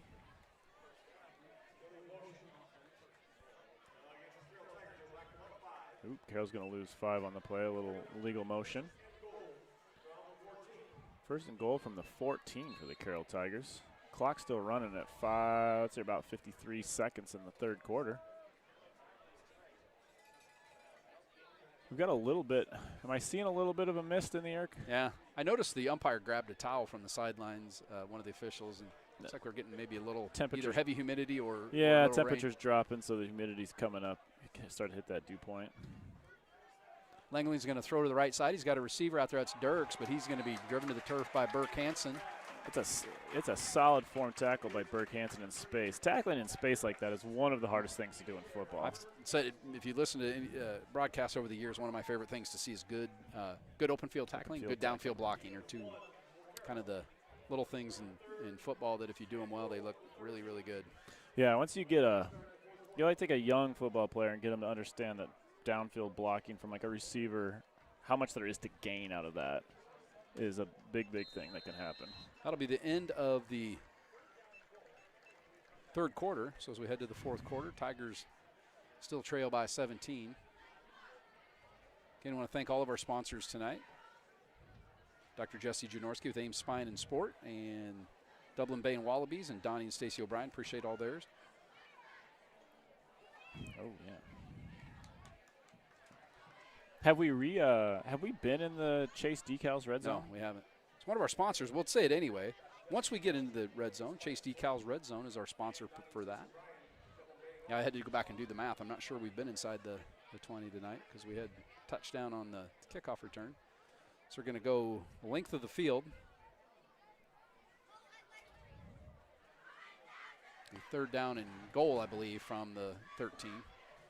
This is where the other than those couple of those real long plays, the Tigers have bent and bent and bent, haven't broken a ton. This would be another good time for the Tigers to stiffen up on defense a little bit. Hank Johnson in there playing D-end right now. We've got Eli Newell playing nose. Looks like Will Hawthorne's also there on the line. Playing the D-line. Cooper Bell's seemed to be walking around a little bit of a hitch in his get up. Yeah, he's stretching out that calf muscle. So 3rd and goal from the 13. As we start the 4th quarter, your sponsor for tonight's broadcast, Prairieland Homes, and thanks for their support of our game tonight. Dirks is going to go in motion. Going to run a little wheel route off of that, but Langley under heavy pressure throws it down the middle of the field. Ooh. Almost got a completion. Heavy pressure from the Tigers. As he was falling, he almost made that completion. Jack Buss with heavy pressure. I think Bo Goodell also in there. Bo Goodell, everybody's cramping up tonight. Starting to cramp up. Hey, go down. Just go down and they'll stop. Athletic trainers will attend to Bo. Oh, he's cramping up.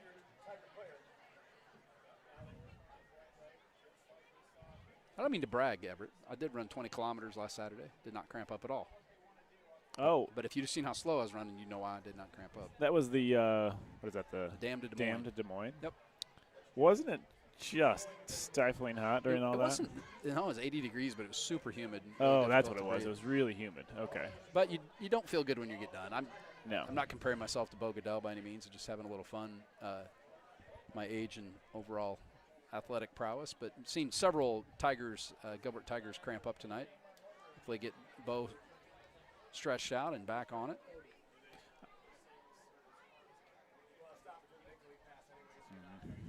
I'm always in for some fitness, but running 20 kilometers is, I have no interest in that long of a run. So that's a little short of a half marathon. I kept thinking as I was yeah. getting to the finish line, could imagine getting to the finish line, turning around and running all the way back out to Saylorville. That's what Did they set tells it up, me I don't want to be a marathon Did they person. set it up so you could at least run downhill a lot? There's a little bit of downhill. A little bit. Yeah, because you run kind of down towards the river and then back up. It wasn't too bad. Where'd they end you at? Coles Commons on Grand Avenue, right? Okay. Okay. The new courthouse they're building there. Well, they got Bo off the field, and they'll get him all stretched out. Cooper Bell still dancing around trying to get his calves loosened up here. They're going to try a field goal now. 30 yards. They're gonna Oh, fake the field goal. Fake the field goal. Throw it up. And broken Nicely up by defended by the the Tigers. Tigers. Nice job. They'll get the ball back at the line of scrimmage now. Yep. Well defended by the Tigers. I think they sniffed that out quite well. Alec Bell out there in coverage was probably the primary defender for the Gilbert Tigers on that. That was would have been a 30-yard field goal. That's, that's in that range of getting tough for a high school kid. Not automatic. It would go from 17 to 20, which doesn't really gain you a lot of ground. Right. So I could see why you do that. The holder, Jack White, took the snap and rolled right, looked to throw it into the end zone, and well defended there by the Gilbert Tigers. So they'll take over at the 13-yard line. Owen Koutman has gone the distance for the Tigers at quarterback. Who we got? Clad at tailback? Clad is at tailback again. They're going to give it to him over the right side. He's going to be snowed under by a bevy of Carroll defenders. A little outside zone for the Tigers on that play. I don't know if seems like the state association's changed back and forth a little bit. Does the point total matter in this or not? I don't remember. Have they changed that? Because they had a system. Nope. There's a new. There's like a RPI, right? Yeah, right. Yeah, it's an algorithm that they use to. But it doesn't. Nope. The total, like how much you win by, doesn't matter. It has to do with wins and losses and opponents. Oh, Burke Hansen. Oh! Just overthrew Burke. He had Burke about midfield, and Burke just couldn't get underneath it. Koutman under heavy duress kind of had to throw that a little quicker than he wanted to, and good-looking ball, but just past the outstretched arms of Burke Hansen. Carroll's got a bunch of guys up in the box, so they're giving up that middle of that field. So that post that Burke just ran has been open a lot. I would think if the Tigers can get back in this, that Burke Hansen will have a few more balls thrown his direction. Right. 11:13 to play in the game. Gilbert Tigers trail the Carroll Tigers 24-7. Koutman looking to throw again, drops straight back, steps up in the pocket now, throws it downfield. Again, getting pulled down from behind, tried to get that out to Clad, who'd come out of the backfield, but couldn't get it to him. It'll fall to the turf. Bring up 4th down and 12 now, and that'll bring out Evan Weary as the Tigers are pinned deep in their own territory.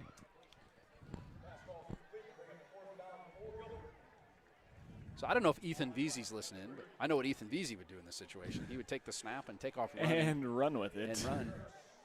Ethan liked to do that. We saw him do it many, many times in his career here. Ethan was a very, very fun player to watch. A very, very nice kid. Yeah, you're going to miss watching him on Friday nights. Good kid. I think he's trying to play a little college ball, isn't he? Weary with a high snap, gets it down and barely gets the punt off. Stop that. He doesn't get quite the roll that he's gotten on the other one. Considering the pressure he was on, pretty decent punt. It's going to end up about the 44-yard line where Carroll Tigers will take over. Just under 11 minutes to play in the game. Tigers will stay in Gilbert this week, and next Friday we'll host the Bondurant for our Blue Jays here at the Gilbert Tiger Stadium. I don't think we have a name for the stadium. We'll just call it the Gilbert Tiger Stadium. Fair enough. I don't know if there's anybody out there listening that knows what did happen to Ethan. Did he end up playing ball? He was going, I think, somewhere out east, maybe. In eastern side of Iowa, maybe. Briarcliff, maybe. I don't know. Not Scott, sure. if you're still, are you still listening, Scott? You can text me and let me know. Ludwig goes over the right side. He's going to be grabbed by Hank Johnson and taken down. Going to get a couple yards on first down. Now I think Ethan could help your team out. I think he could help a small school. Oh, for sure. Can help you do several things. Yep. This is one of those times where if I'm Carroll, I'm going to use all the play clock on every play. Trying to extend this out as much as possible. Langley patiently waiting the snap now. He's going to drop straight back, throw it over the left side. Oh. Knocked in the air. Deflected so high that none of the Tigers could grab it. Bo Goodell, good to see him back in there. He knocked that ball in the air and over the heads of all the Tiger defensive backs. Trey Hansen's still listening. Hey, Trey, how's it going? Briarcliff. Yep, Briarcliff. Oh, wait, originally. Oh, ended up going to DMAC. Okay.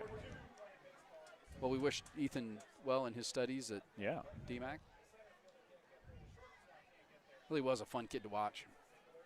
Good ball carrier, and just really enjoyed playing the game, played with a lot of enthusiasm. I would say he told me that on one of those punts, it was 2 sticks because we were way back, and he thought he was going to the first down. Like, he thought the first stick was the first down. I mean, which is somewhat understandable, but you got to know the situation in the game. So Dirks tried to take that end around. Shadarwitz slowed him up, and Cam Stevens rides him out of bounds, and that was probably the best defensive effort on that play that the Tigers have had on Dirks all night, and that'll force a punt, 4th and 9. Well, at least you would think they would punt. Oh, yeah, you got to punt in this situation. I mean, you'd be giving up some serious field position. With a 17-point lead, it True. seems prudent to just punt it away and make the Tigers go long field. Good snap, dropped on the ground. Oh, White's going to have to take off and run. Square him up. He's not going to get the first down. He's going to go out of bounds. So Gilbert Tigers catch a little break there. The punt was dropped. I don't know if it was a bad snap. It looked like White just mishandled it, and they're going to be short on the 4th down on the run. I think the snap was a little low and away, and then he didn't quite handle it well. We had him dead to right, but we didn't I think it was one of those we didn't, oh my gosh, it wasn't what we thought it was going to be. I think they were thinking they were going to try and block it, but then weren't ready for it. They needed to just square him up and just run through him. If you do that, you would have ended up blocking him anyway, so. But Tigers will get the ball in decent field position at the 42-yard line where they'll start 1st and 10. Tigers are going to come out 2 by 2 with, what's that, Klatt in the backfield. Coutman back to pass. Nice little out to Klatt out of the backfield. It's going to pick up about 12 yards, and they're going to add on a penalty probably for a little unsportsmanlike afterward, I think. Well, he didn't hit him hard, but he did hit him out of bounds. He tried to kind of yeah. pull up, but he still hit him, and when you're out of bounds, in all fairness, saw another penalty go the other way earlier. That one was probably not as egregious as the one that was called on the Tigers, but it's going to add 15 yards on and give the Tigers really good field position now. They'd be down inside, what, the 25-yard line? Yeah, they're going to be down there pretty close. 10 minutes to play in the game. Tigers need 17 points. They're marching now after the nice pitch and catch to Klatt and the 15-yard penalty for the roughness was unnecessary, Everett. It was. It wasn't really that rough. It wasn't, yeah, it actually wasn't. It was just out of bounds. Kind of in the wrong place. Coutman's looking to throw, scrambles now to the right, throws it out to Nice Burke catch Hansen. by Burke. They're going to call him inbounds. Nice solid catch. going to pick up about, 5 on the catch. We'll stop the clock with 9:55. That was actually a tougher catch that he made on that play than a couple of the ones that he's dropped, taking those gloves off. Had to come back and choice. kind of pull that one off the turf. Nice job Right. by Burke Hansen to haul that one in. Shadarowitz now right behind Klatt in the back, or behind Koutman. They've moved Klatt back to wide receiver. Koutman will throw the ball to Burke Hansen. Burke gets tripped. Screen play. There's a flag thrown. I think they're going to get a blocking infraction on the Tigers out there. Was Burke behind the line of scrimmage on the pass? Oh, it was a block in the back. Yeah, I saw it. We don't normally, on penalties like that, we don't usually call out who it was on. You probably, if you're watching, you probably know who the culprit was. So, Tigers will move back 10 yards. 9:49 to play. They need to get a score. And It would seem to me like when I was younger, they definitely didn't call out who the penalties were on, like in the NFL and college. And now they just lay it out there for everybody. By rule, you can in high school. You can if you had a mic, if the referee had a microphone, You can mic it over. Yeah. You don't have to. It's kind of the official's discretion. I gotcha. Kind of a delayed snap there, and thought that maybe the Tigers would get there. We're going to have a hold, too. Yep. Nice Rubo catch by catch- Ruba yep. down the sideline. He'll step out of bounds, but I believe we're going to have another holding. Another hold on the Tigers. So a couple of blocking infractions that kind of shot the Tigers in the foot. It's going to march them way back. You're looking at a second and Second and 20. about 30 probably, right? Spot plus the 10.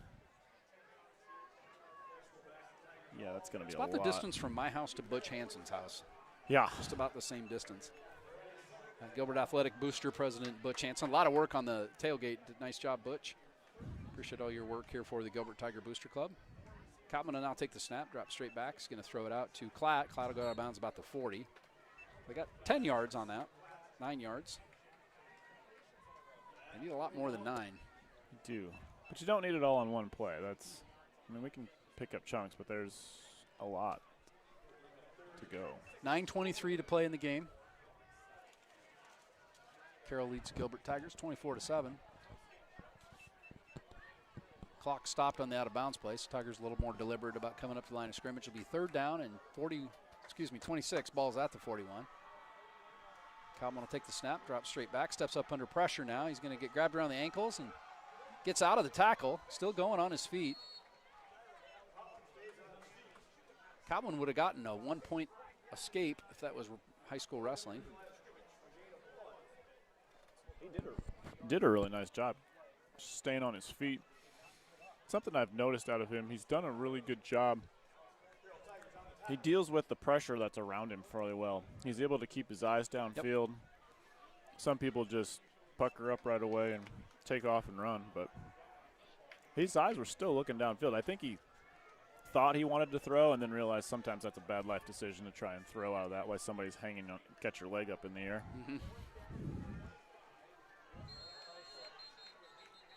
Oh. 4th and 20 now. It looks like the Gilbert Tigers are going to. I can give you an example of how tough Owen Koutman is. You want to hear a story? Fair enough.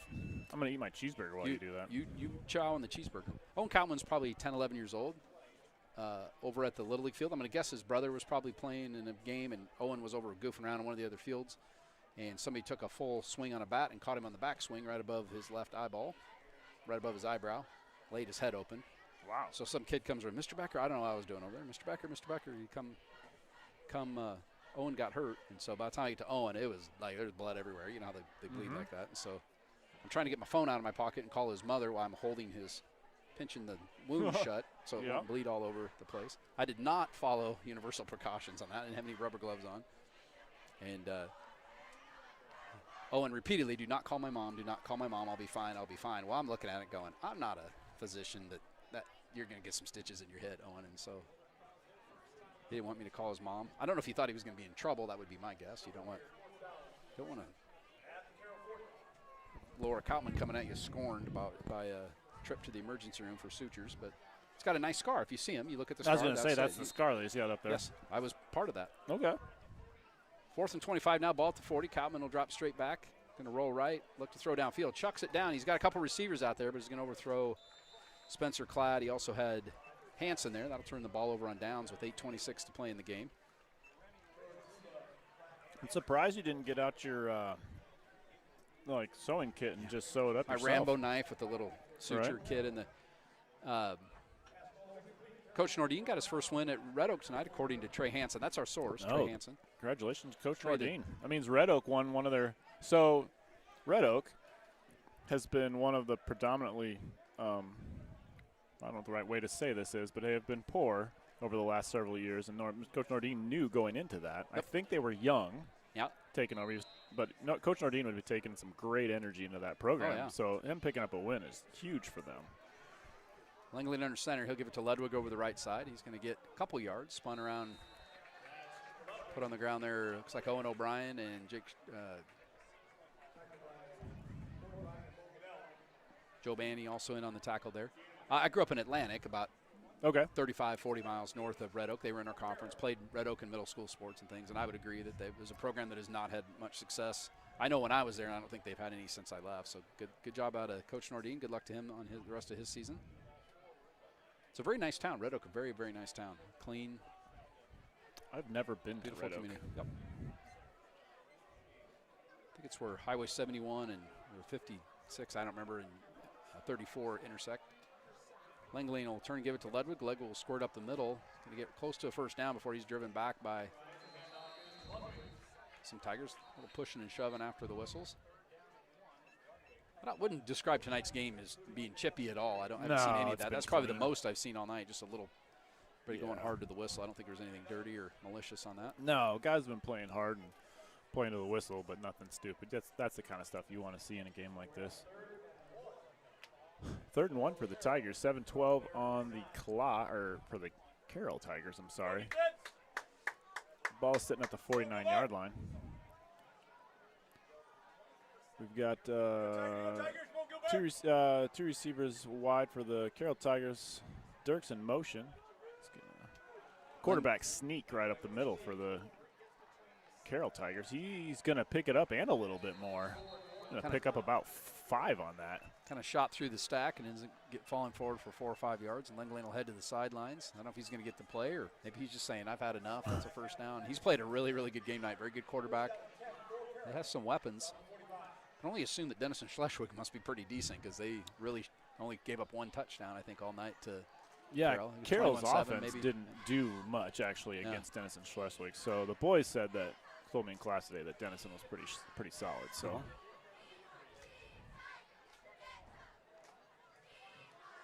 Carroll comes out in that 2 tight end, 2 receiver set, single back under center. Handoff to Ludwig. Up the middle, bounces off to the left. Slew of Tigers slow him down. Jack Buss and Spencer Klatt making that tackle. Bogadell also getting off the bottom of the stack. Got timeout Gilbert trying to slow down the clock a little bit. 6:10 to play in the game. We will not have an extensive post-game show. Having coffee with a friend at 7 a.m., so I need to get home. Oh, fair enough. Get in bed. I'm going to go and try and park my car down as close to the stadium as I can. Not to get all, I don't know even how you'd say it, but last week, really difficult week for the Gilbert School District. We lost one of our fantastic staff members at the high school, Sonia Lawrence, good friend of mine, my wife, her really good friends, and just a tough week, and really showed you a lot about the support this community gives to people. Man, it was overwhelming. Had so many nice texts and cards. You got a very nice card from the superintendent, and also, I don't know if Sarah Heiners, have you heard the story? She had sarcoma. Yeah, I've heard. Yep. I didn't know if you had her as a student, Sarah. Sarah. Yeah, and she finished her last chemotherapy. Oh, that's excellent. Today and kicked sarcoma's butt. So what a fantastic story about a former Tiger standout athlete, Sarah Heiners. I think she played some basketball, soccer. I think she played soccer too. I thought she did. Maybe she didn't. Yep. Her brother Ben Heiners was one of the kids I've coached here. So way to go, Sarah. Langley will give it underneath to Ludwig. This is going to be a big dose of Ludwig now. I think we're going to see a lot of Ludwig. Tigers will call another timeout.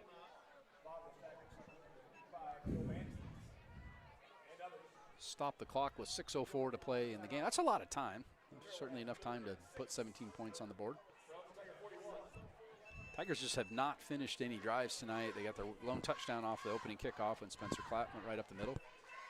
It's not the first time that's happened. And where the Tigers, Cody Dvorak's done it before. I believe Tucker Hansen has taken one. Taken to the house. I'm trying to think of some of the other kids that we called their name, but Spencer's was certainly right up the middle and really well blocked by the Tigers, and kind of the high point of the Tigers' offense tonight. The Tigers have had some nice, like, segments to build off. Like, there's been, like 3-4 plays where they've done something nice, but then there's been a hold. I think part of it is they're just – a lot of those holding has been coming out of the obviously coming out of the offensive line, and we're just a little overmatched up front. So I think some of those guys are getting bull rushed or getting overrun, and we've got some young guys on the offensive line. We've got some, there's a lot of inexperience on that offensive line. So Ludwig off the left end. I think the ball was out. Looked like it was out, maybe not. I saw one of our players dive on the ground. I thought the ball was out. It was not. Ludwig comes out of the stack with it. Fourth and. It is 9:42. It is. Everett. 9:42 p.m. Clock rolling for 5:45 to play in the game.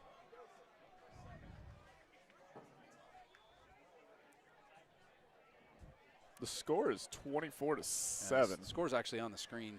Oh, okay. Penelope, we put it up there. Maybe Penelope's just listening. Is this Gilbert, South Carolina? It is not Gilbert, South Carolina. Although one time we were looking for Little League umpires, and I got a call from somebody in Gilbert, South Carolina, wanted to umpire Little League games. I thought the commute would be a little long for them, so they decided not to do the job. Right. Gilbert, Arizona is the one we get a lot of. Yeah, oh yeah. And they're the Tigers. Timeout by Carroll here. And they're also red and black, aren't they? I took a phone call from a lady one time. I don't know. But I took a phone call from a lady that was super mad about something that had happened to her child in the Gilbert, Arizona youth baseball program. Because I'm going, can you tell me whose coaches? And she was describing, like, we don't have any coaches that look like that, or it was that age or that demographic. I don't remember what it was, but I go, man, I'm looking at my phone. I'm like, you're calling from whatever 913, or I don't know what the area code is for Gilbert, Arizona. This is Gilbert, Iowa. Are you calling? She goes, oh, no, I'm Gilbert, Arizona. I'm in Arizona.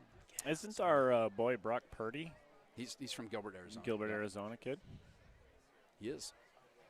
What? So while we're filling some time here, the line I had seen, I think listen to KXNO, was Iowa State minus 34 to UNI tomorrow. Mm-hmm. Do you take that? UNI's not giving up. Those guys that put the line are pretty smart, because that's probably where you smart, go. But shoot, like, I could go either way. UNI's defense tends to be really solid. Yeah, and they're pretty good this year, I hear. Langley will run the bootleg. He's going to go around the right side, gets a block, and goes down after the first down. To pick up that first down. That's going to keep the clock running. So the clock will stop momentarily while they move the chains. About 5 minutes to play in the game, and Langley, haven't seen him do that, but good naked bootleg and worked. Well, he hasn't run. He's run a few times, but he ran a little more last week. Yeah, I think. Look, I'm trying to remember. I looked at the stats once, so I'm trying to remember that off the top of my head. Somebody on there is asking about Will Jennings being the back this season, and Will Jennings has got his leg dinged up last week against ADM. Yeah, I met Will. He was sitting in the hallway one day. I was going in to use the weight room. Had a nice chat with him. Seems like a very nice young man. Came from the Ballard area. Ball's on the ground. I think Langley got it. Langley, yeah, he got it back. It looked like Joe Banty just about got it. Yeah. 4:30 on the clock. Stops on the play. Clock stops on the play. Loss of 2 on the play. Ball's going to be on the 33-yard line. 2nd and 12 for the Carroll Tigers. Student section is still in good shape, Coach Becker.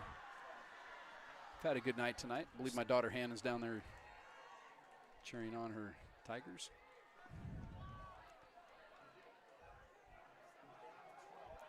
Carroll comes out in their typical ace formation. Going to hand off to Ludwig right up the middle. He gets a run for about 6 or 7. He's kind of had his way with the Gilbert Tigers here in the second half, and I don't know how he's got to be. I would think at least close to 100 yards. Oh, Almost shoot, certainly that one drive, he probably had 50 on that Yeah. one drive. So, yeah, I'm guessing he's over 100. He hasn't had any long runs, but he's had a lot of 7-yard runs. And that's a problem. Those are stats from last week. Ludwig had 69 yards rushing. Dirks had 60 yards receiving. Yeah. Langley only had 95 yards passing. I'm guessing we're going to see a very similar play. Just Dirks up the middle. Oh, nice job by... Looks like they've got a new back in there. Who was that? Jaira Gallegos. Oh. Gallegos is number 10. This is Bo Goodell on that tackle. It's kind of a violent-looking. Stacked him up at the line. We got 4th and 6. 4th and 5, maybe? Right at 3 minutes on the clock and moving. Still 24-7 Carroll Tigers. It's Tim Pizzetti in the house. Yes. Should we see if we get Tim Pizzetti to... I don't think he wants to do a interview. No, I don't think I would ask that, Everett. Tim's probably kind of tired on Friday nights Yeah. at 10 o'clock. Langley's going to roll out, look to throw. Oh, he's looking to throw the ball. And he runs out of bounds. So I wouldn't think that would be on the list of things you'd want to do with 2:34 to play in the game. And you know, I 17-point mean, lead. they ran the same route pattern that they've run all day. They've showed the run, ran the bootleg, but he probably was almost told just to run that ball. And that was fourth down, so the Tigers get the ball. Down anyway, so we've kind of 2:34 on the clock. Tigers with the football down 17 points. Ball's going to be on the 27-yard line. Tigers are moving left to right as we see it. We got take a chance here, try to get the ball down the field. Be pretty tough to score 17 points in 2.5 minutes, but you want to do something you can build on next week. Got Bondurant coming in. I think Bondurant's a pretty good team. Bondurant's going to be salty. Yeah, Jake Shadorowitz in the backfield. He's going to stand in block. Kautman will step up. He's going to throw a deep ball down the left sideline. He's got Carson Galler down the sideline. Had a step on him. Galler's got a little bit of speed. Ran track for us last year. So it's a hurdler, actually. Where Galler was? Wants to run, runs the 400 hurdles. Really? Ooh, not a long line of kids. When you say, hey, who wants to run the 400 hurdles? Yeah, generally it's a very reserved group. I know my son Joseph ran them when he was here, and I'm not sure that they had maybe 2 guys that ran them the whole year. He did a really nice job. I think, in the future, I think we're going to get him to state. We got a screenplay out of the backfield for Shadorowitz. He's going to get up the sideline. He's going to pick probably 9 of the 10. He's going to be run out of bounds. Kautman under duress there got the ball quickly to Shadorowitz, and Shadorowitz does a good job getting upfield, runs out of bounds, stops the clock with 2:23 to play. Oh, they pushed him out a little further. Pushed him out of bounds earlier. Yeah, he ended up about 5 yards past that. Yeah. Stepped out at I didn't see where he stepped out. 34. Throw it on the right side, knock to the turf. Give the little quick throw out to Cladd on that, but got knocked down by a defensive lineman from Carroll. Tanner Pontow, we called his name a few times tonight. Nice job knocking the ball out of the air, stops the clock on the incomplete pass. 2:21 to play in the game. 4th and a long 3 for the Tigers. Will Hawthorne in, Carson Regaller out. I thank Patricia Lebec for some nice comments on the stream. Do appreciate the nice words you get up there. We're just a couple of guys who like football and like the Gilbert Tigers, trying to do our best to describe it here. Will Jennings sitting right in the hole. Or Will Hawthorne, I'm sorry. Freshman would have had his first catch of his career. Varsity reception. I've turned the ball over on downs. Hawthorne will stay on the field, play defense, but found that nice little hole just in between the backer and the safety and sat in it. And decent little ball coming from Kautman. Kautman's thrown some good balls tonight. Like, he's thrown well when he's been able to stand in and just throw it, but we've had a few drops. That's been an issue. Tigers will burn their last time out.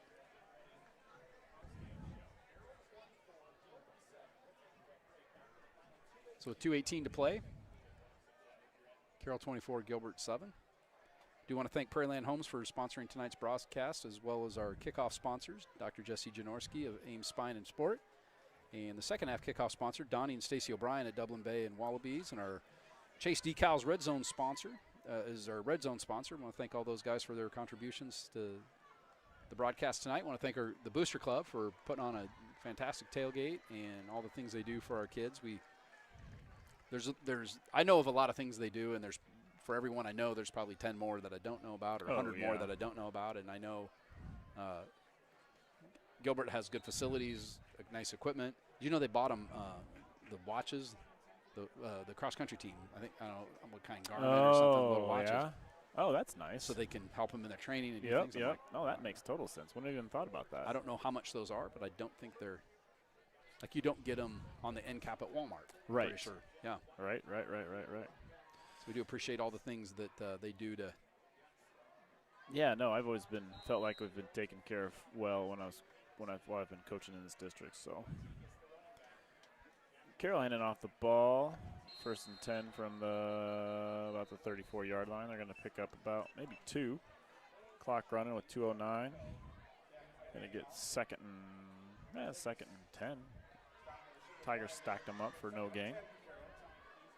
Under 2 minutes to play now in the game.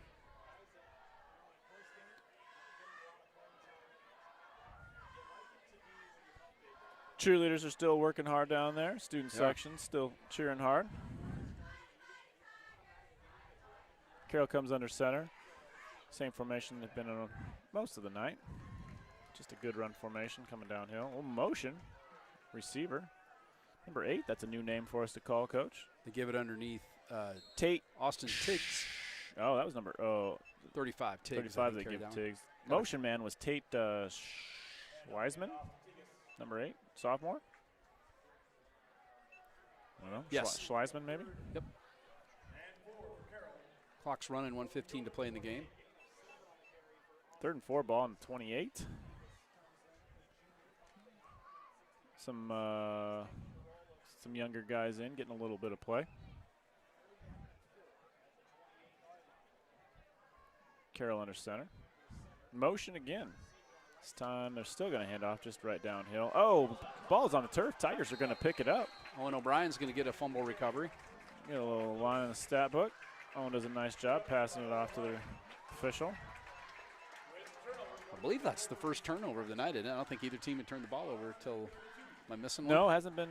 Haven't had any interceptions, have we? I don't think so. I don't think we've had any. I know we haven't had any fumbles. That was the No, first it's fumble been pretty clean, actually. Owen O'Brien will grab the loose ball, and Gilbert will get one more shot at it here. I don't know what.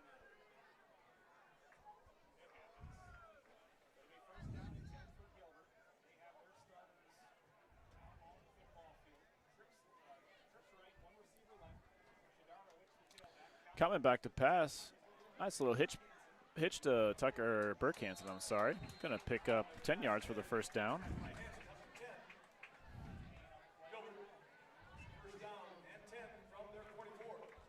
First down and 10 for the Tigers. About 44 seconds left. Clock's running. Got a bunch formation to the right, single receiver to the left. Coutman back to pass. Rolling to the left, he's under pressure. He's standing tall. He's still running. Oh, gosh, he's going to keep. And now he's going to get tackled down. 28 seconds left on the clock. We're still running. Potentially could be the last play of the game. Tigers will not need to snap it again. And we'll see if they hurry up or run the white flag up and call this one a night. 14 seconds to play. Doesn't appear the Tigers are in a big hurry to come up and come under center. Coutman has unsnapped his helmet. That should be the last play of the game. This one's going to end. Carroll 24, Gilbert 7. Everett, thank you for the broadcast.